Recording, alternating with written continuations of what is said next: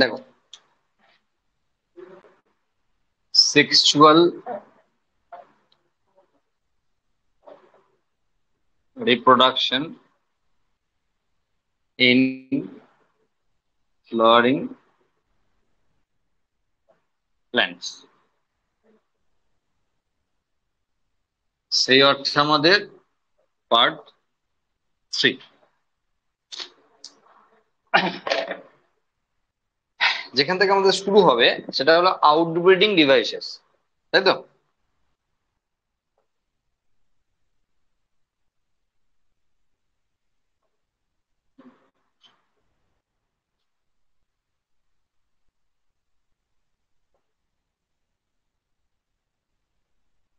আউটব্রিডিং devices, আগের দিন আমরা এটা নিয়ে কিছু কথা বলেছিলাম। কিরকম? সেটা হলো যে একটা সেলফ পলিনেশন করবে বা একটা ক্রস পলিনেশন করবে, এই ধরনের যে গাছগুলোর ক্ষেত্রে যে টেন্ডেন্সি দেখা যাচ্ছে আর কি, হুম, তাদের ক্ষেত্রে এই সমস্ত ডিভাইস গুলোকে গাছরা নিজেরা ইউজ করছে। মানে মানে হলো, দেখা গেল যে বাইসেক্সুয়াল ফ্লাওয়ার, অথচ সে ক্রস পলিনেশন করতে চাইছে। ঠিক আছে, এই ধরনের জায়গাগুলোতে মেনলি আউটব্রিডিং ডিভাইসেস গুলোকে ইউজ করছে।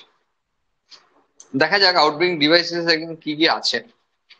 সেটা হলো হার্মোফ্রোডাইট ফ্লাওয়ার্স। এই যে হার্মোফ্রোডাইট কথাটা অ্যাকচুয়ালি প্ল্যান্টের ক্ষেত্রে ইউজ হয় না, অ্যাকচুয়ালি অ্যানিমেলের ক্ষেত্রে ইউজ হয়।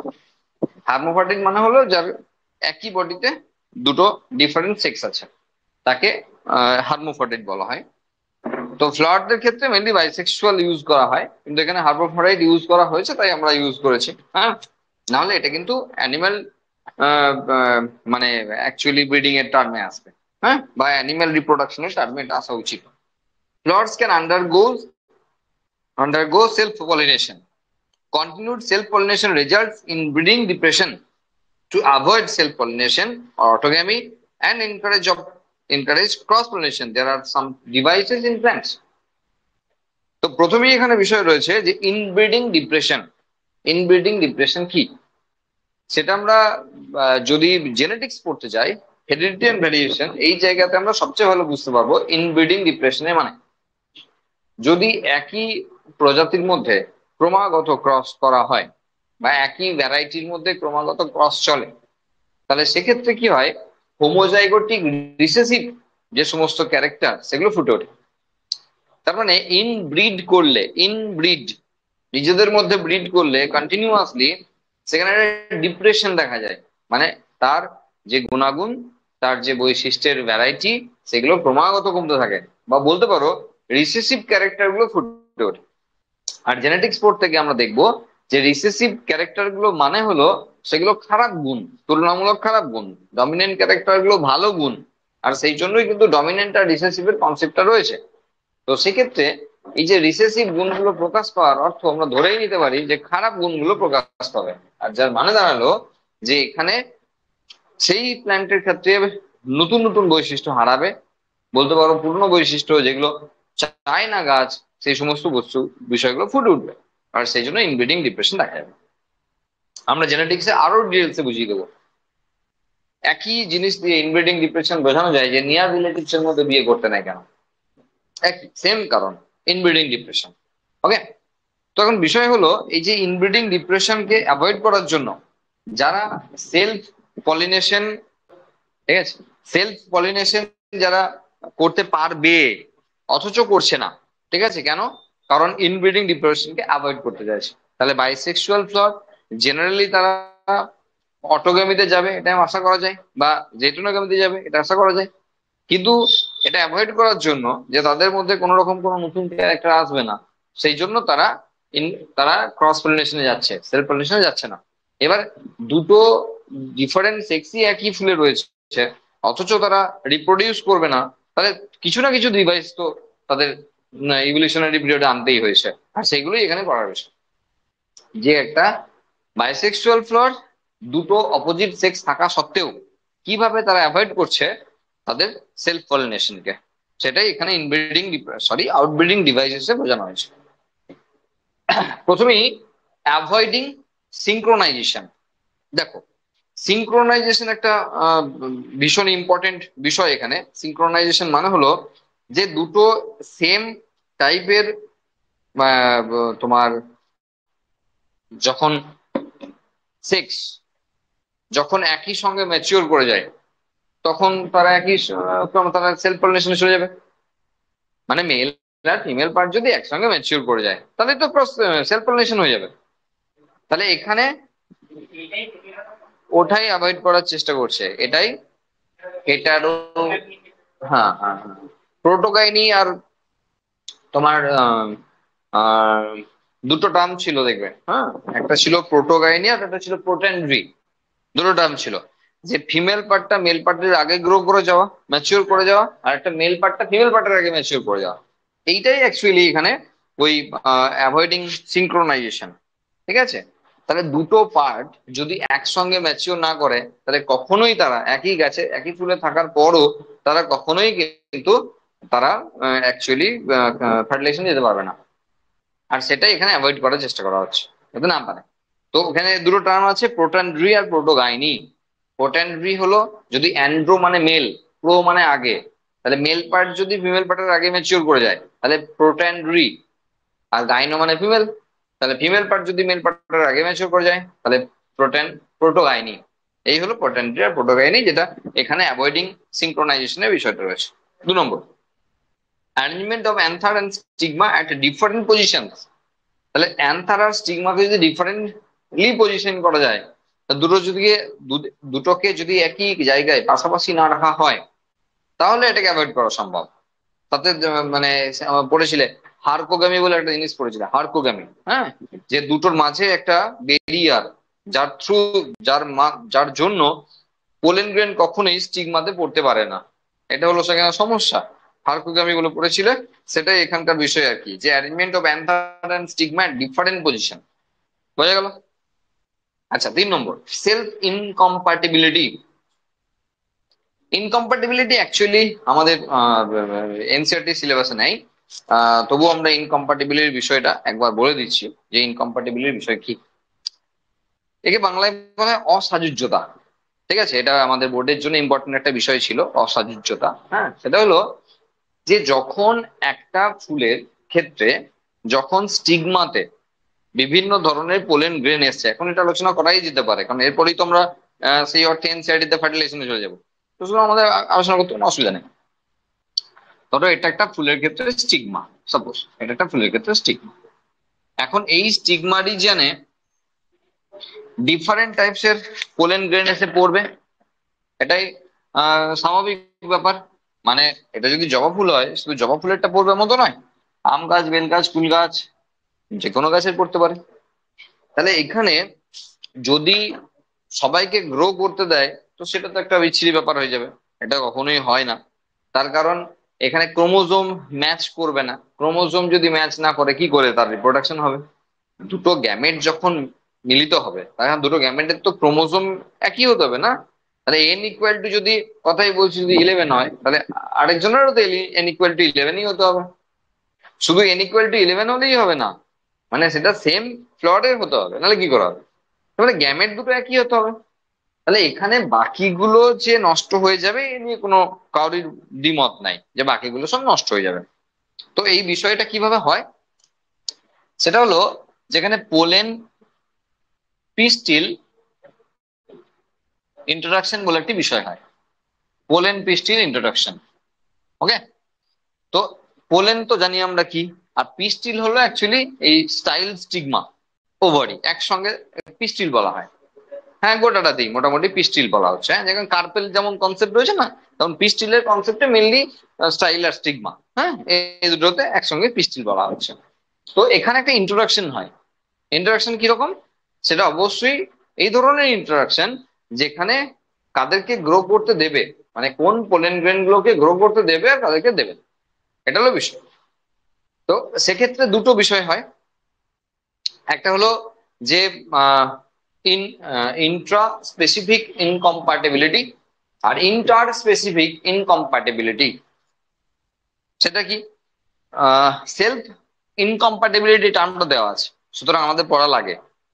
যেখানে যেহেতু আমাদের ইনকম্পাটিবিলিটি একটা জিনিস দেওয়া আছে, হ্যাঁ, তো সুতরাং আমি বলতে পারি না যে একদম সব বাইরের জিনিসপত্র পড়ানো হচ্ছে। ঠিক আছে, তাহলে দুটো জিনিস বলা হচ্ছে, সেটা হলো inter specific ইনকম্পাটিবিলিটি,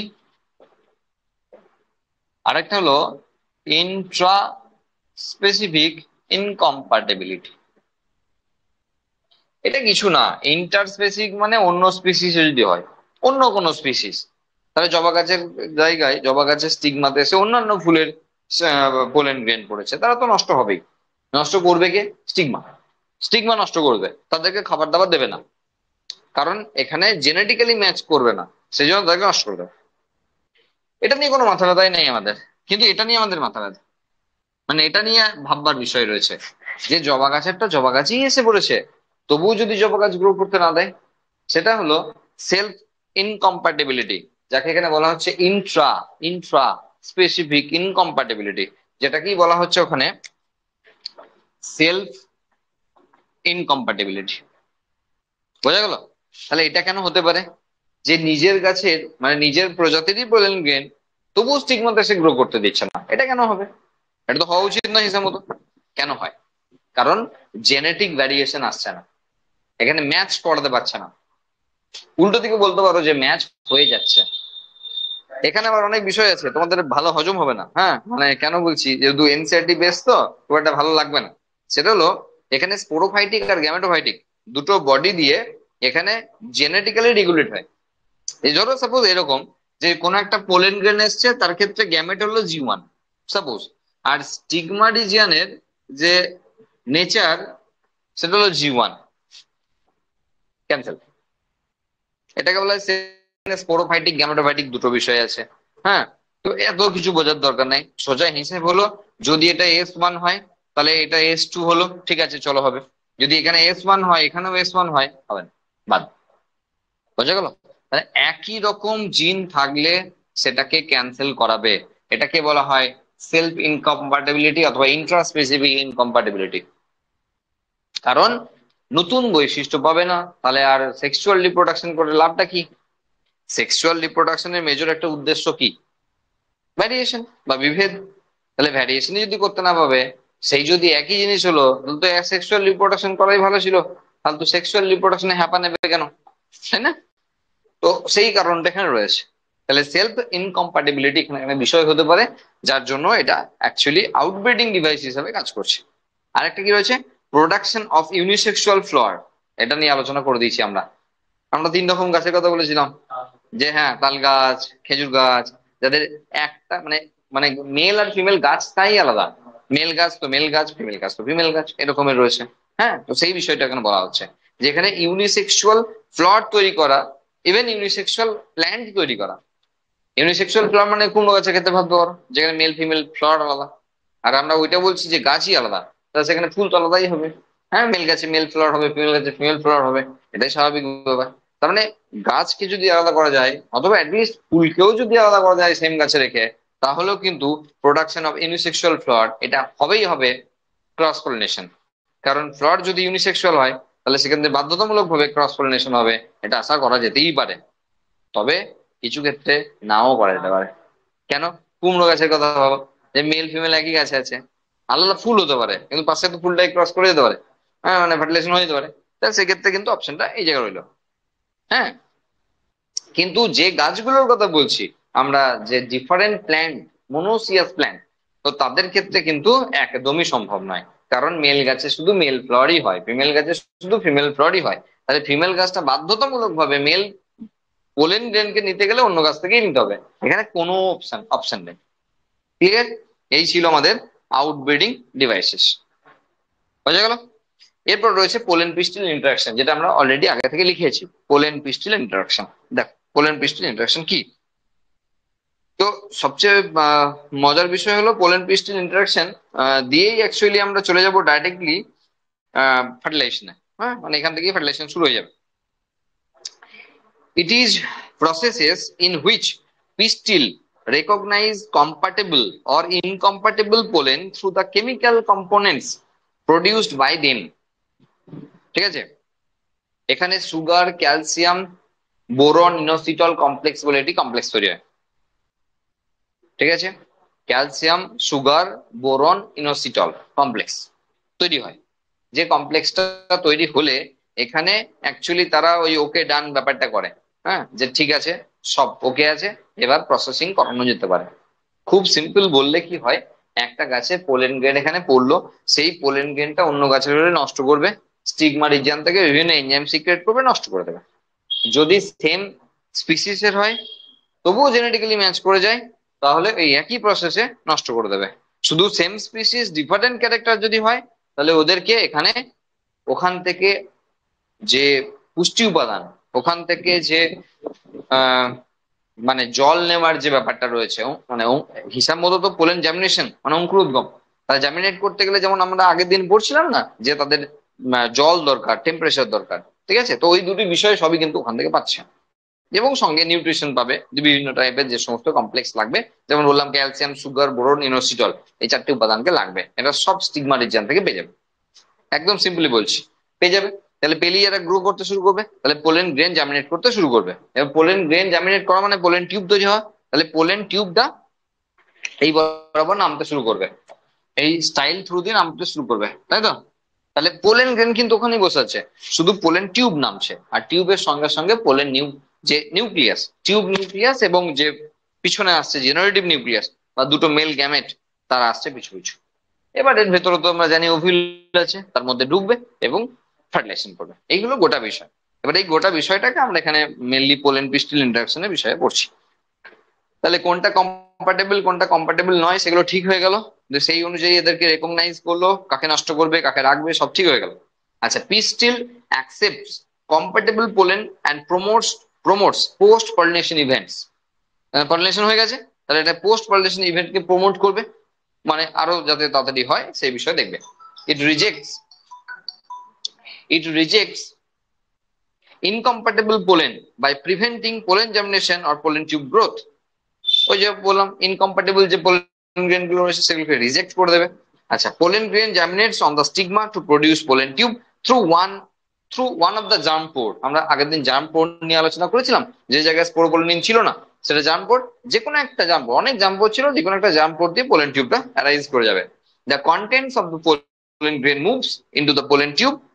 Pollen tube grow through the tissue of stigma and style and reaches the ovary. এখানে কিছু জায়গায় না স্পেস একটু গন্ডগোল আছে, স্পেস গুলো পড়েনি বলে একটু যেমন গ্রো থ্রু, হ্যাঁ গ্রো থ্রু এখানে নেই, হ্যাঁ আরো অন্যান্য জায়গায় দু চারটে জায়গায় দেখলাম যে নেই, এগুলো একটু অফ স্টিগমা, এই জায়গাতে স্পেস নাই, বুঝতে কোনো অসুবিধা হবে না।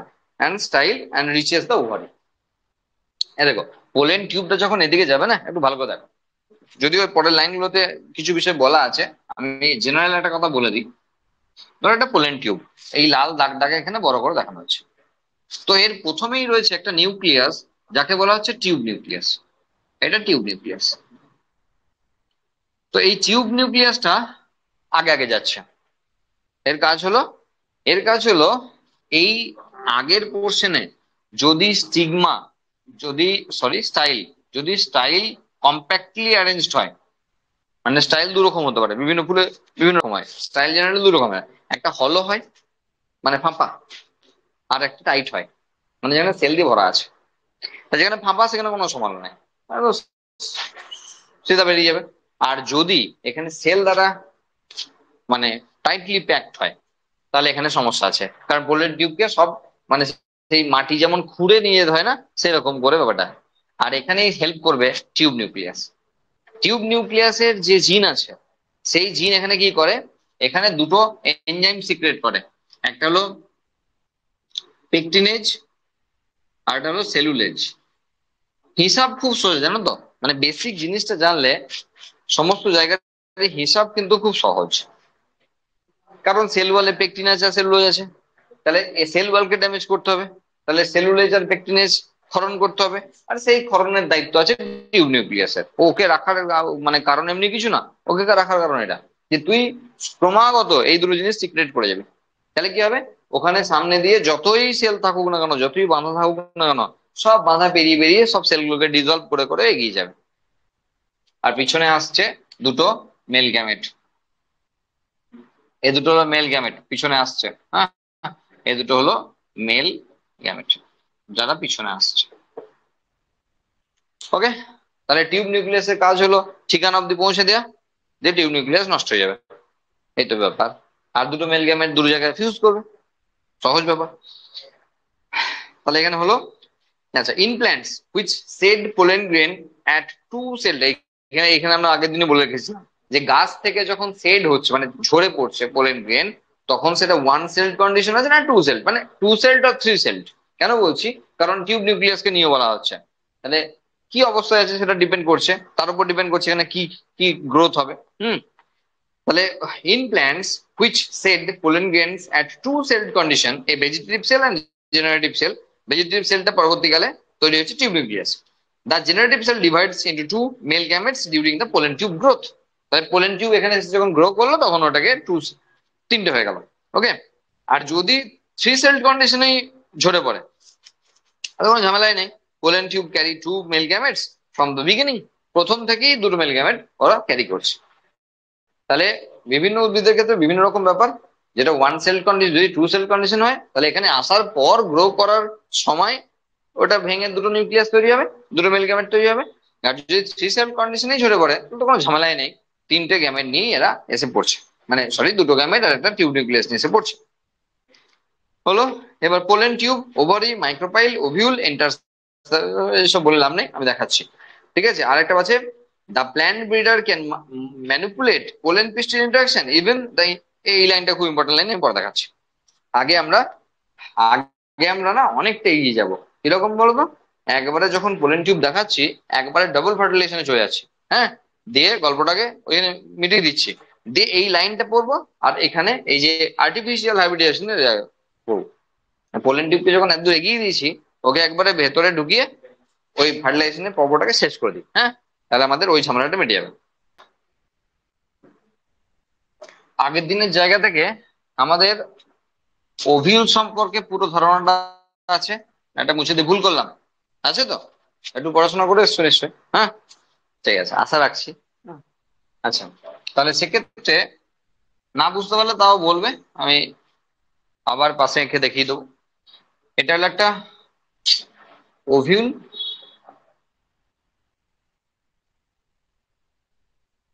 কি করলাম,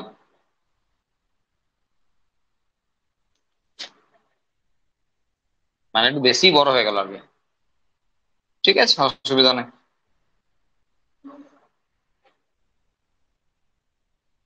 চল, এটা মেল, সরি এটা ফিমেল গ্যামেট মানে এগ। আচ্ছা, এটা সাইনার্জিডস, সাইনার্জিডস, এই তিনটে অ্যান্টিবোডাল সেল, কোনো ডাউট থাকলে বলবে, এই তিনটে অ্যান্টিবোডাল সেল সব হ্যাপ্লয়েড। আচ্ছা, এই নিউক্লিয়াস নিয়ে অনেক কোশ্চেন আছে, যে মূলের কোষে যদি মূলের কোষে যদি 14 হয় ক্রোমোজোমের সংখ্যা, তাহলে সাইনার্জিডসে কত, বোঝা গেল, পাতার কোষে যদি 14 হয় আর 18 হয় তাহলে অ্যান্টিবোডাল সেলে কত, বোঝা গেল। যদি মূলের কোষে হয় 24 তাহলে পোলার নিউক্লিয়ার কত আছে। ঠিক আছে, এই ধরনের তোমাকে মেন বিষয় ভেবে রাখতে হবে, এরা সবাই হ্যাপ্লয়েড। পোলার নিউক্লিয়াইকে ফিউজ না করা পর্যন্ত তারা পোলার নিউক্লিয়াই, পোলার নিউক্লিয়াই ফিউজ হলে ডেফিনেটলি নিউক্লিয়াস হবে, তো পোলার নিউক্লিয়াই তো পোলার nuclei, n+n, not to n। হ্যাঁ, পোলার নিউক্লিয়াই যদি বলে তাহলে n+n ধরবো, যদি বলে পোলার নিউক্লিয়াই তাহলে n+n ধরবো। ওকে, হলো, আচ্ছা, তাহলে পোলেন টিউব তো একদম চলেই এসছে। চলো, এবার পোলেন টিউব কোন দিকে প্রবেশ করবে তাও আগের দিন বলা আছে, অনেক কিছু বলাই আছে। তাহলে যদি এই দিক দিয়ে প্রবেশ করে তাহলে পোড়োগ্যামি হলো, যদি এদিক দিয়ে হয় চালোজোগ্যামি হবে, যদি এদিকে হলে মেসোগ্যামি হবে, বলার কিছু নাই, যেদিকেই ঢুকুক আমাদের কোনো মাথা ব্যথা নাই, আমরা এই দিক দিয়ে ঢুকে গেলাম, মানে তাকে ওই তোমার ইয়ে দিয়েই প্রবেশ করতে হবে, আলটিমেট তোমার ফিলিফর্ম অ্যাপারেটাস দিয়ে প্রবেশ করতে হবে, প্রবেশ করে গেল। এবার পোলেন টিউবের যে টিপ পোর্শনটা সেটা ডিগ্রেড করে গেল, ডাইলিউট হয়ে গেল, টিউব নিউক্লিয়াসের দফা রফা, ওর কাজ শেষ। পিছনে যে দুটো মেল নিউক্লিয়াস আসছিল সেই দুটো মেল নিউক্লিয়াস এখানে পড়ে গেল এমব্রায়ো স্যাকের মধ্যে। যখনই এই ঘটনাটা ঘটেছে এখানে, তখনই দেখবে ভালো করে n+n যেটা ছিল না, যেটাকে এতক্ষণ পর্যন্ত বলছিলাম পোলার নিউক্লিয়াই, সেটা এখন হয়ে গেল ডেফিনেটিভ নিউক্লিয়াস বা নির্ণীত নিউক্লিয়াস। তাহলে n+n কে ফিউজ করে আমরা করে দিলাম 2n। পোলার নিউক্লিয়াই ছিল n+n দিলাম, আর এখানে 2n, দুটোর মধ্যে পার্থক্য আছে। এটাকে আমরা বলতে পারি ফার্স্ট ফিউশন, কারণ এটা ফিউশন। নো ডাউট দুটো নিউক্লিয়াস ফিউজ করছে, আমরা ফিউশনই বলবো। বোঝা গেল? এইবার একটা মেল গ্যামেট এইটার সঙ্গে ফিউজ করলো, কোনটার সঙ্গে? ডেফিনেটিভ নিউক্লিয়াসের সঙ্গে ফিউজ করলো, হয়ে গেল 2n থেকে 3n। তাহলে মেল গ্যামেটটাকে মুছলাম, এখন আপাতত 3n। তাহলে এটাকে আমরা, এই যে ধরনের যে ফিউশন, এটাকে আমরা বলতেই পারি, সেকেন্ড ফিউশন। নিউক্লিয়াসের সঙ্গে নিউক্লিয়াস ফিউজ করলে সেটাকে ফিউশন বলা যাবে, সেকেন্ড ফিউশন। অবশ্যই এটাকে বলতে পারি আমরা ভেজিটেটিভ ফার্টিলাইজেশন। কেন বলতে পারি? কারণ মেল গ্যামেটের সঙ্গে ফিউজ করছে, তাহলে ফার্টিলাইজেশন। কিন্তু আবার ফিমেল গ্যামেটের সঙ্গে কিন্তু ফিউজ করছে না, একটা ভেজিটেটিভ সেলের সঙ্গে ফিউজ করছে। পোলার nuclear no doubt vegetative sell, তাহলে সেখানে ফিউজ করলে তো ট্রু ফার্টিলাইজেশন না, এটা অ্যাকচুয়ালি ফলস ফার্টিলাইজেশন, এটাকে বলা হয় ভেজিটেটিভ ফার্টিলাইজেশন। তাহলে এখানে একটা সেকেন্ড ফিউশন হলো আর একটা ফার্টিলাইজেশন হলো। যেটাই সেকেন্ড ফিউশন সেটাই অ্যাকচুয়ালি, মানে সেকেন্ড আর থার্ড বলে দিই আমি সবকটা। হ্যাঁ, সেকেন্ড থার্ডে তুমি আগে পরে হতে পারে, সিঙ্ক্রোনাইজেশন একই হতে পারে, সেটা বলা মুশকিল আছে। যে থার্ডটা দেখাই তারপরে বলছি। তাহলে ভেজিটেটিভ ফার্টিলাইজেশন হলো। আর একটা মেল গ্যামেট ছিল, সে এগের সঙ্গে ফিউজ করলো, দিয়ে এগটা হয়ে গেল 2n। তাহলে এগটা হয়ে গেল 2n। তাহলে এই মেল গ্যামেটটাকে আমরা মুছে দিলাম, আর এটাকে আপাতত যদি আমরা বলছি যে থার্ড ফিউশন, আর এটাকে বলছি আমরা রিপ্রোডাক্টিভ ফার্টিলাইজেশন। Reproductive fertilisation.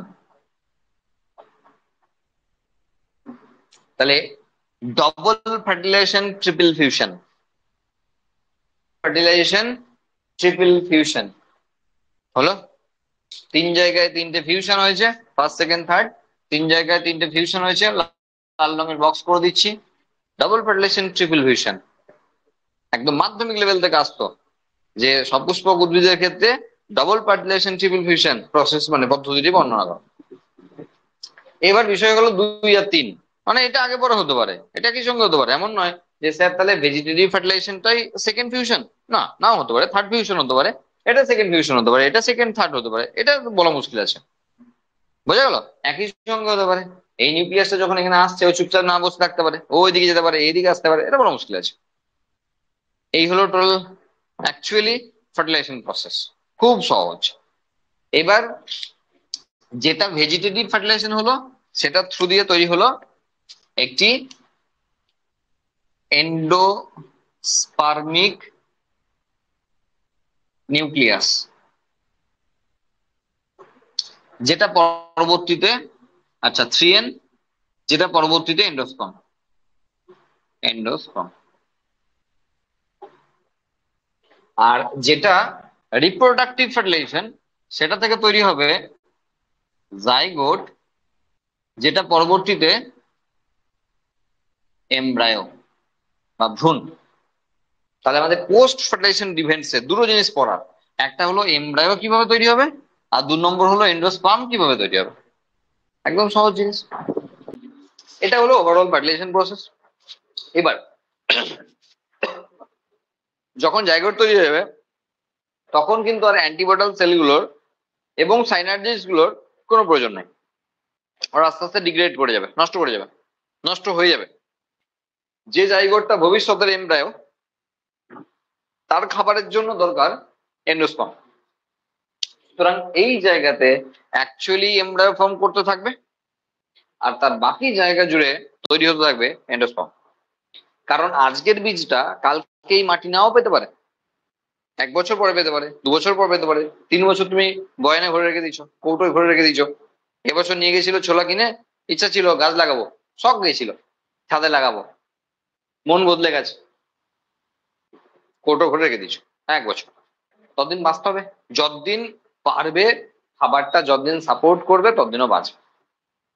এটা সেভিংস অ্যাকাউন্ট, ঠিক আছে, এখানে সেভ করা আছে।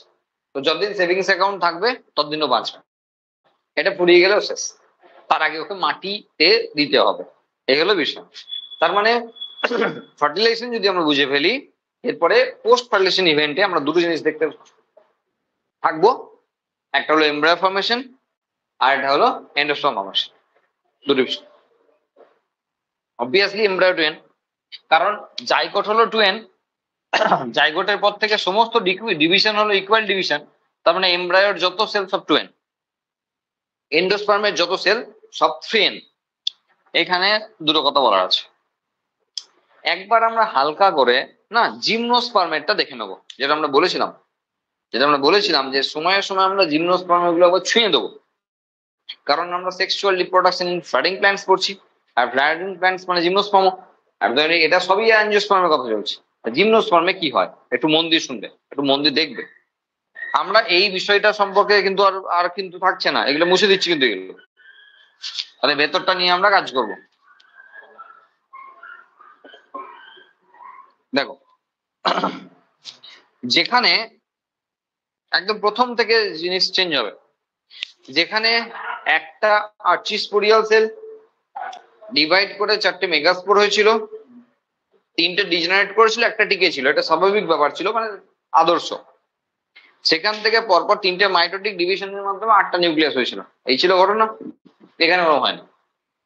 এখানে ভিতরে যেটা মেগাস্পোর হয়েছে তার র্যান্ডামলি নিউক্লিয়ার ডিভিশন হবে, মানে মাইটোসিস ডিভিশন হবে, এরকম 3টে না, তারও বেশি। কেন? কারণ এখানে একটা হিউজ নাম্বারে, হিউজ মানে সেটা আমরা বলতে চাইছি মানে 10-12টা মতো ফিমেল গ্যামেট প্রডিউস করবে, আর বাকি গোটা অংশে ফার্টিলাইজেশনের আগেই এন্ডোস্পার্মে ভরে দেবে, যেটা আমরা এখন ওখানে দেখিনি, সেটা এখানে এখনই দেখে ফেলছি। আর যেহেতু ডাবল ফার্টিলাইজেশনের কেসই নাই, সেই জন্য এখানে জিমনোস্পার্মের যে এন্ডোস্পার্ম তা হবে হ্যাপ্লয়েড, আর অ্যাঞ্জিওস্পার্মের ট্রিপ্লয়েড, ডিপ্লয়েড কাউরিন নাই, আবার বললাম ডিপ্লয়েড কাউরিন নাই, হয় ট্রিপ্লয়েড না হয় হ্যাপ্লয়েড। কেন? জিমনোস্পার্মের অবস্থা বুঝতে হবে, জিমনোস্পার্মের ইভলিউশনারি পিরিয়ড বুঝতে হবে তোমাকে। জিমনোস্পার্ম অ্যাঞ্জিওস্পার্মের আগে এসছে। এখনো যদি জিমনোস্পার্মের নাম কোটা আমরা বলি, সাইকাস, পাইনাস, গিঙ্গো, নিটাম, অরোকেরিয়া, তারা প্রত্যেকেরই হ্যাবিটেট হলো অ্যাকচুয়ালি মানে পাহাড়ি অঞ্চল, যেটা কন্ডিশন যদি বলো সেটা খুব একটা ফেভারেবল ব্যাপার না, একটু আনফেভারেবল, একটু মানে কি বলবো, মানে খুব একটা একটু খারাপই কন্ডিশন, মানে গ্রো করার জন্য তো টাফ আছে, বোঝা গেল। পাথুরে এরিয়া ম্যাক্সিমাম, পাহাড়ের কি ব্যাপার, পাথুরে এরিয়া, ঢাল আছে, তো বিভিন্ন বিষয় মেনটেন করা খুব মানে ঝামেলার বিষয়। সেই পরিস্থিতিতে দাঁড়িয়ে পৃথিবীতে আসছে, বোঝা গেল। এইবার অনেকগুলো এগ দেওয়ার কি উদ্দেশ্য? কারণ একটাতে ওরা শিওর না যে ওরা আলটিমেট ওরা টিকিয়ে রাখতে পারবে, সেই জন্য অনেকগুলো এগ, যার মানে দাঁড়ালো অনেকগুলো জাইগোট, যার মানে দাঁড়ালো অনেকগুলো এমব্রায়ো। দ্যাটস ওয়াই পলি এমব্রায়োনি জিমনোস্পার্মে দেখা যায়, অ্যাঞ্জিওস্পার্মে দেখা যায় না। অ্যাঞ্জিওস্পার্মে ফলস পলি এমব্রায়োনি দেখা যায়, ফলস, ট্রু না। তাহলে জিমনোস্পার্মের সঙ্গে অ্যাঞ্জিওস্পার্মে না এই জায়গায় বেসিক অনেকগুলো ডিফারেন্স রয়েছে। জিমনোস্পার্মের সঙ্গে অ্যাঞ্জিওস্পার্মের বেসিক কিছু ডিফারেন্স রয়েছে, সেটা হলো যে এন্ডোস্পার্ম ফর্মেশন যদি বলো, এন্ডোস্পার্ম ফর্মেশন, হ্যাঁ ছোট করেই লিখছি জায়গাটা যেহেতু অনেকটা নষ্ট করে ফেলেছি। এন্ডোস্পার্ম ফর্মেশন যদি বলি, জিমনোস্পার্ম হলো বিফোর ফার্টিলাইজেশন, আর অ্যাঞ্জিওস্পার্মে যা দেখিনি আমরা এখনো আফটার ফার্টিলাইজেশন। এন্ডোস্পার্মের টাইপ যদি বলি জিমনোস্পার্মে হ্যাপ্লয়েড, অ্যাঞ্জিওস্পার্মে ট্রিপ্লয়েড। বাড়িকে সুন্দর করে লিখে নেবে একটু দরকার। এটা হলো টাইপ। যেখানে পলি এমব্রায়োনির কেস বলছি, পলি এমব্রায়োনি, সেখানে জিমনোস্পার্মে ট্রু পলি এমব্রায়োনি আর অ্যাঞ্জিওস্পার্মে ফলস পলি এমব্রায়োনি। এই তিনটে মেজর ডিফারেন্স কিন্তু মানে রিপ্রোডাকশন রিলেটেড রয়েছে। আরো তো জিমনোস্পার্মের সঙ্গে অ্যাঞ্জিওস্পার্মের গাদা গাদা পার্থক্য আছে। এগুলো কিন্তু বেসিক ডিফারেন্স, মানে রিলেটেড উইথ রিপ্রোডাকশন। এবার তুমি আসল ফান্ডাটা বোঝো কেন এদের এরকম করতে হলো। সেটা হলো, ধরো একটা জিমনোস্পার্মে ধরো পাইন গাছ, এক তো পাহাড়ের উচ্চতায় আছে, আবার প্রচুর লম্বা, ঠিক আছে? তাহলে এত লম্বা হওয়ার জন্য কি সমস্যা হতে পারে? ধরো একটা পাইন গাছ থেকে একটা পাইন গাছের কোন পড়ছে, না কোন বলা হয়, ওদের তো ফল হয় না, অ্যাকচুয়ালি কোন হয়, একটা কোন পড়ছে।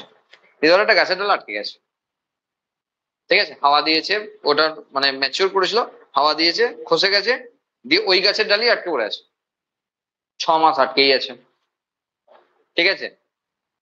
আবার কবে একদিন ঝড় হয়েছে, 6 মাস পর ওইখান থেকে নড়েছে, পড়েছে, যে একটা পাথরের গায়ে আটকে গেছে,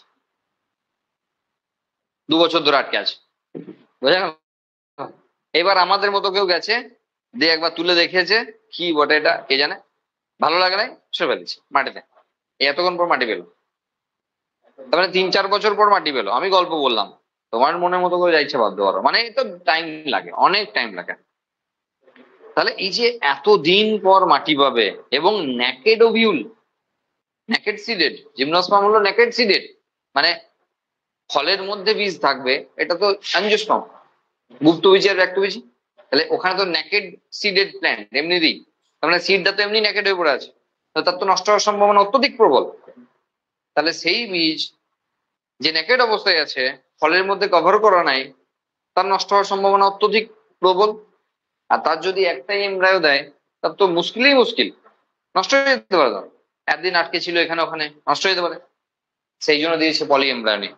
5টা নষ্ট হবে, আরো 5টা আছে, আরো নষ্ট হবে, আরো আছে, একটা না একটা পুরো করেই ছাড়বো, এই টেন্ডেন্সি, বোঝা গেল? সেই জন্য এদের দেখা যায় পলি এমব্রায়োনি। আচ্ছা, এবার দেখো এতগুলো গ্যামেট রেখেছে, কবে পোলেন গ্রেন পাবে, এদের এদের তো আবার পলিনেশনের ব্যাপারটাও ভাবতে হবে তোমাকে। সবই তো তোমাকে মানে এমনি তো নয় যে পড়ার মতো করে আছে, আর ব্যাপারটা পিছনে তো কারণ আছে, সেগুলোই না আমাদের পড়ার বিষয়। তাহলে এর কাছে পোলেন গ্রেন পাওয়াটাও কত চাপের আছে। কেন? কারণ দেখো, পলিনেটার কেউ নাই, তাদের খেদে কাজ নাই, ওই পাহাড়ি উচ্চতায় পলিনেটার হতে যাবে, কে যাবে? কোনো পাখি, কোনো পতঙ্গ, মানে কোনো পোকামাকড়, কেউ, বাদুড়, মানে শামুক, মানে যারা হিউজ পলিনেটার এজেন্ট হিসেবে কাজ করে, কেউ না, কেউ না। জল, কোনো কথাই নেই, একমাত্র এয়ার পলিনেটেড, একমাত্র এয়ার। তাহলে পলিনেটারও নাই কেউ, অ্যাবায়োটিক এজেন্ট হিসেবে শুধু এয়ার। পলিনেশনও ডিফিকাল্ট ব্যাপার। সেই জায়গায় পোলেন আসা, পোলেন টিউব মানে পোলেন গ্রেনে পৌঁছানো, এটাও অনেক চাপের বিষয় আছে। সেই জন্য আবারও এতগুলো টিকে থাকবে কিনা, আর টিকে থাকলেও তারা এতদিন পর্যন্ত খাবার পাবে কোথায়? তার জন্যই দেওয়া আছে before fertilisation, endosperm formation, endosperm formation before fertilisation. আর যদি বিফোর ফার্টিলাইজেশনই হয়, তাহলে নো পোলার নিউক্লিয়াই, আর মানে সেই অর্থে ফার্স্ট ফিউশন, সেকেন্ড ফিউশন কিছু নাই, তার মানে 3N হওয়ার কোনো কন্ডিশনই নেই। তার মানে একদমই প্রথম থেকেই এন, এবং সেটাকেই এন্ডোস্পার্ম করে দিস, প্রথমেই এন্ডোস্পার্ম করে দিস। মানে সোজা বাংলায় একটা নিউক্লিয়াসকে আচ্ছা তারে মাইটোসিস ডিভিশন করেছে, গুটি কয়েক নিউক্লিয়াসকে রেখেছে as a female gamete, R বাকিগুলোকে endosperm করে ভরে দিস। এটা হলো জিমনোস্পার্মের গল্প। আর অ্যাঞ্জিওস্পার্ম তো আমরা বললাম। এবার অ্যাঞ্জিওস্পার্মের ক্ষেত্রে আমরা এই ইভেন্ট গুলো অবশ্যই দেখবো, বলো বুঝতে পারলে কিনা? বুঝা গেল? এগুলো হলো সহজ বাংলায় বিষয়। এইবার যেটা বললাম, যে এই লাইনটা ভীষণ ইম্পর্টেন্ট, সেটা হলো পোলেন পিস্টিল ইন্টারাকশনের লাস্ট যে পয়েন্টটা রয়েছে, এ plant breeder can manipulate pollen পিস্টিল interaction even in incompatible pollinators pollinations to get desired hybrid. মানে এখানে যারা হাইব্রিডেশন করায় তাদেরকে কি বলা হয়? ব্রিডার, তাই তো? ধরো একটা পোলেন গ্রেন কোন একটা পার্টিকুলার প্ল্যান্ট স্পিসিসের জন্য ইনকম্প্যাটেবল, যোগ্য না, মানে অসাযুজ্যতা দেখাচ্ছে, তবুও এখানে ম্যানিপুলেট করতে পারে। ম্যানিপুলেট করা মানে জানো তো? ম্যানিপুলেট করা মানে নিয়ন্ত্রণ করে নেওয়া। হ্যাঁ, ম্যানিপুলেট করা মানে নিটের স্ক্যাম ম্যানিপুলেট করা, ঠিক আছে? ধরো শেয়ার মার্কেটে, হ্যাঁ, ছোট কোম্পানি, এই 1 কোটি 2 কোটি টাকার বিজনেস হয়, ঠিক আছে, যে কোনো লোক ম্যানিপুলেট করে নেবে, দামটাকে করে বাড়ি নিয়ে চলে গেল। হ্যাঁ, আচ্ছা, তার লোকজন ঢুকে গেল, দাম বাড়ছে করে দিয়ে করে ফল করে দিল, ব্যাস, মাঝে লোকগুলো পুরো ফেসে বসে রইলো। এগুলোকে বলা হয় ম্যানিপুলেট করা, বুঝে গেল? ধোকা খাওয়ানো, এখানে ধোকা খাওয়াতে পারে। মানে হলো যে প্ল্যান বিডাররা ইভেন এই গাছটা বলছে না এটা আমার কম্প্যাটেবল না, তাকেও ধোকা খাইয়ে দিতে পারে। এটা প্ল্যান বিডাররা পারে করতে, ঠিক আছে, কারণ জেনেটিক্যালি রেগুলেটেড আছে, তাহলে জিনের অদল বদল করে এটাকে করা যেতে পারে। আর প্ল্যান বিডাররা এটার হেল্প নেয়, যে গাছগুলো আমি কোনো ডিজায়ার ক্যারেক্টারকে চাইছি ও করতে চাইছে না, তো ব্রিডাররা কিন্তু পারবে করতে। সেই পয়েন্টটা এখানে দেওয়া আছে। কি করে করতে পারবে? ওই তো বললাম জেনেটিক। দেখো, জিন তো আমরা কাটাকুটি করতেই পারি, সেটা আমরা তো বায়োটেকনোলজি দেখেছি। তাহলে এখানে আমার ডিজায়ার্ড জিন সেই জায়গায় দিয়ে তাকে দেখিয়ে দেওয়া, তাকে শো করিয়ে দেওয়া যে এটা তোর সঙ্গে আমার জিনের মিলছে না, ঠিক আছে, তাহলেই হবে। অথবা তুই আর আমি সেম স্পিসিস, তাহলেই হবে। বাকি জিনগুলো দেখবে না, সেম জিনগুলো দেখে নেবে যে আমি আর ও একই প্রজাতি কিনা, তাহলেই করতে পারবো। বোঝা গেল? সেই জন্য এই ধরনের ম্যানিপুলেটিং এর ব্যাপার স্যাপার রয়েছে এখানে। ওকে, আরেকটা বিষয় এখানে রয়েছে, সেটা হলো এই যে হাইব্রিডেশন যে প্রসেস রয়েছে না, সেই হাইব্রিডেশনের প্রসেসে এখানে কিছু ব্যাপার দেওয়া আছে। ইট ইজ আচ্ছা, এই যে আর্টিফিশিয়াল হাইব্রিডেশন, এখানে বলা আছে it is a crop improvement programme in which desired pollen grains are used for pollination, emasculation, bagging, pollination, রিব্যাগিং। এগুলো জানো মনে হয়, হ্যাঁ, আমি তাও বলে দিচ্ছি একবার। ইমাসকুলেশন মানে হলো পোলেন গ্রেন ম্যাচিওর করার আগে যদি ফুল থেকে তার মেল পার্টকে কেটে বাদ দিয়ে দেওয়া হয় তাই ইমাসকুলেশন বলা হয়। তারপরে ব্যাগিং করার ব্যাপার আছে, ফুল ফোটার আগেও একবার ব্যাগিং করতে হয়, ইমাসকুলেশনের পরও একবার ব্যাগিং করতে হয়, নালে আমার না চাওয়া কোনো ক্যারেক্টার এর পোলেন গ্রেন এসে কোনো পড়ে দিতে পারে। সেই জন্য ব্যাগিং এর দুবারের কেস আছে, একবার ব্যাগিং ইমাসকুলেশনের পর, তারপরে পলিনেশন হলো, তারপর আবার জন্য কেউ ঝামেলা করতে না পারে সেই জন্য আবার রিব্যাগিং। হ্যাঁ, মানে পলিনেশন, দেখো পলিনেশন মানে আমি তো পোলেন টিউবকে গ্রো করিয়ে ওই পর্যন্ত পৌঁছে দিয়ে ফার্টিলাইজেশন করিয়ে দিয়ে বেরিয়ে আসতে পারবো না, ওর তো কাজ নিজে করবে। তাহলে আমার কাজ হলো পোলেন গ্রেন গুলোকে ছিটিয়ে দেওয়া, স্প্রে করা, তুলি দিয়ে দেওয়া, এই পর্যন্ত। এরপর যদি আমি খুলে রাখি, দেখা গেলো হাইলি কোয়ালিফাইড আরো ভালো কিছু পোলেন গ্রেন এসে উড়ে এসে পড়লো, দেখা গেলো এদেরকে গ্রো করতে দিল না, ওরা গ্রো করে পাঠিয়ে, আমার তো কাজের কাজ কিছু হলো না। তার মানে পলিনেশন করার পরও আবারও কিন্তু রিব্যাগিং এর অপশন একটা রয়েছে, এইটুকুই। তাহলে হাইব্রিডেশন প্রসেস এইভাবে ফলো করা হয়, সেটা আমরা যা জানলাম আগে থেকেও মনে হয় জেনেছিলাম, ইউনিট 3-তে এগুলো তো পড়ানো হয়। ওকে, ডাবল ফার্টিলাইজেশন তো পড়ে দিয়েছি। আচ্ছা, নেক্সট, পোস্ট ফার্টিলাইজেশন ইভেন্টস। এই পর্যন্ত কোনো অসুবিধা? ঠিক আছে, যা মুছে তো দিলাম, এখান থেকেই কাজ হতো না, যাকে বাদ দাও।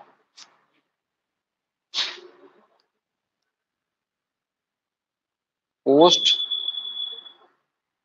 ফার্টিলাইজেশন ইভেন্টস,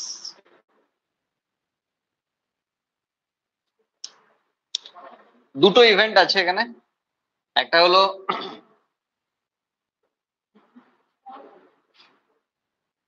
এমব্রায়ো ফরমেশন, এমব্রায়োজেনি, যা ইচ্ছা, হ্যাঁ, এমব্রায়োজেনি মানেই হলো এমব্রায়ো ফরমেশন।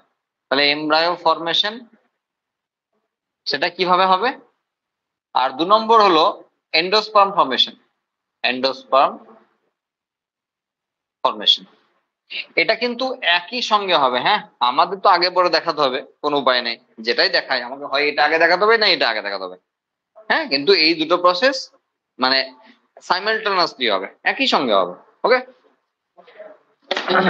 কি বলছে এনসিআরটি?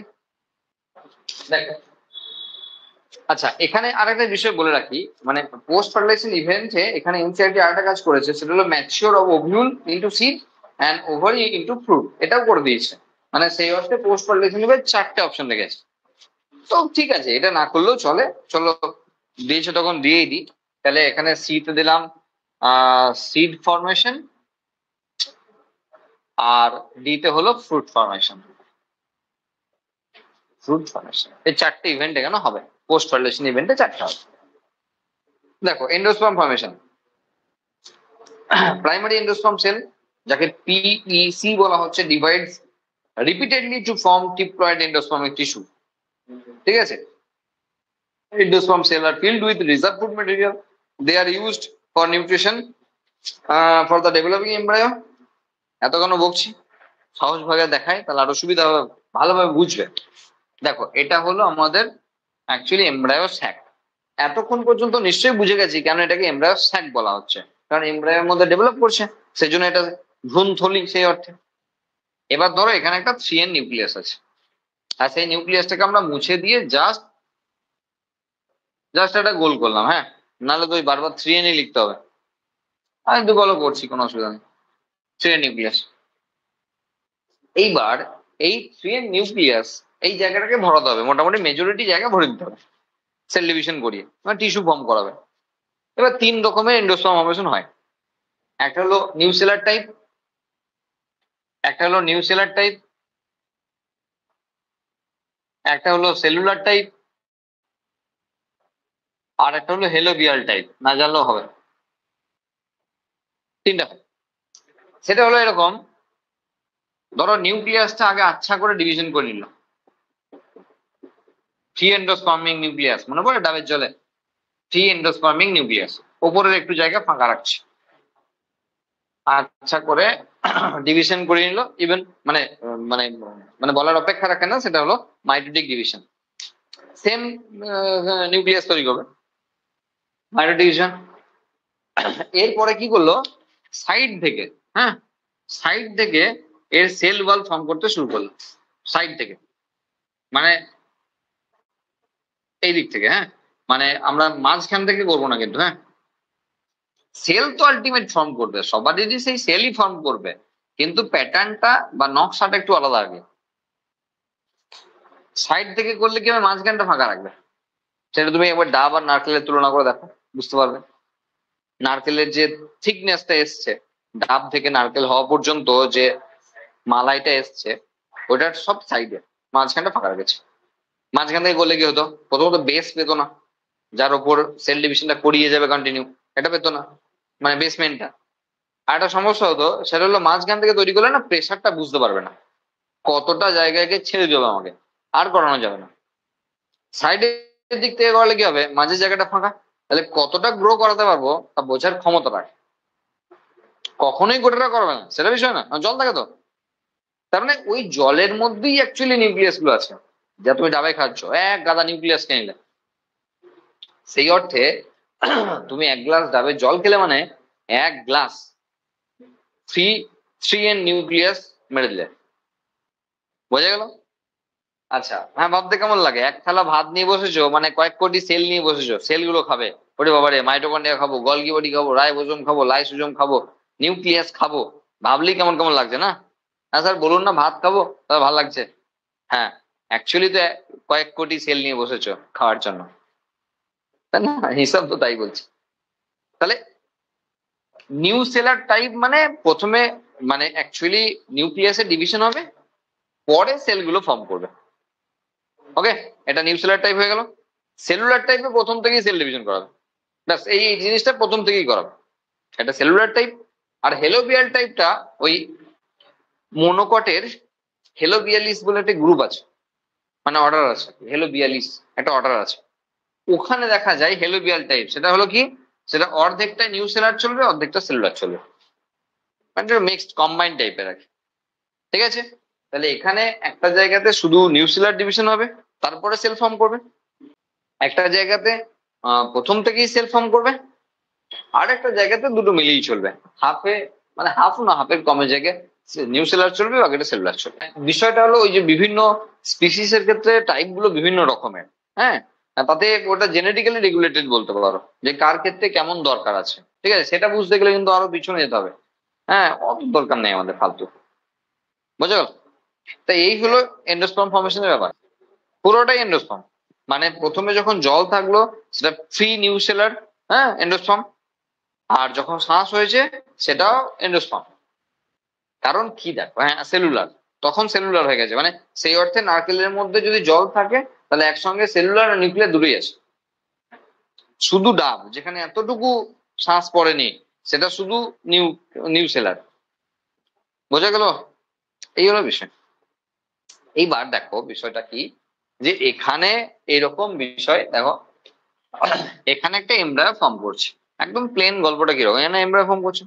তাহলে এই জাইগোটটা থেকে যখন এমব্রায়ো ফর্ম করছে, তাহলে এই এমব্রায়োটা আস্তে আস্তে বড় হবে, জেনারেলি বড় হবে। এবার গোটা এমব্রায়োটা তো আর বড় হতে হতে যেতে পারে না, সেই জন্য এমন একটা অপশন রাখবে যাতে এই এমব্রায়োটাকে যত দিন যাবে তত নিচের দিকে ঝুলিয়ে দিতে পারে। যেমন আমরা টিউবওয়েলে, সাবমার্সিবলে যেমন জল তুলি, মোটরটাকে নিচে নামিয়ে দিয়েছি, পাইপ দিয়ে নামিয়েছি, মোটরই জল তুলবে। আসল মোটরটা হলো এখানে এমব্রায়ো, বাকি পাইপ লাইন গোটাটা হলো এখানকার সাসপেন্সার সেল। আমরা দেখাচ্ছি যত দিন যাবে ওকে নামাতে হবে আরো, কারণ জল পাচ্ছে না, মানে এখানে খাবার পাচ্ছে না। বোঝা গেল? তাহলে সাসপেন্সার সেল দিয়ে এমব্রায়োটাকে নিচের দিকে নামিয়ে দেবে যাতে ও খাবার দাবার নিতে পারে। এই হলো প্লেন ব্যাপার। নিউ সেলারে প্রথম নিউক্লিয়ার ডিভিশন হয়ে গেল আচ্ছা করে, তারপরে সেল ওয়াল ফর্ম করতে শুরু করলো। আর সেলুলার আর সেলুলারে প্রথম থেকেই ধরো এটা 3N, এটা 3N, একটা মাইটোটিক ডিভিশন হয়েছে, সেল সেল। তারপরে এটা করলো, এইদিকে একটা সেল, ওইদিকে করলো ওইটা একটা সেল, ওইদিকে করলো ওটা একটা সেল। সেল ফর্মই করে যাবে, আরো আগে নিউক্লিয়াসে ডিভিশন করবে, পরে সেল ওয়াল ফর্ম করাবে। বোঝা গেল? এবার এমব্রায়ো ডেভেলপমেন্ট দেখো, embryo develops at the micropylar and.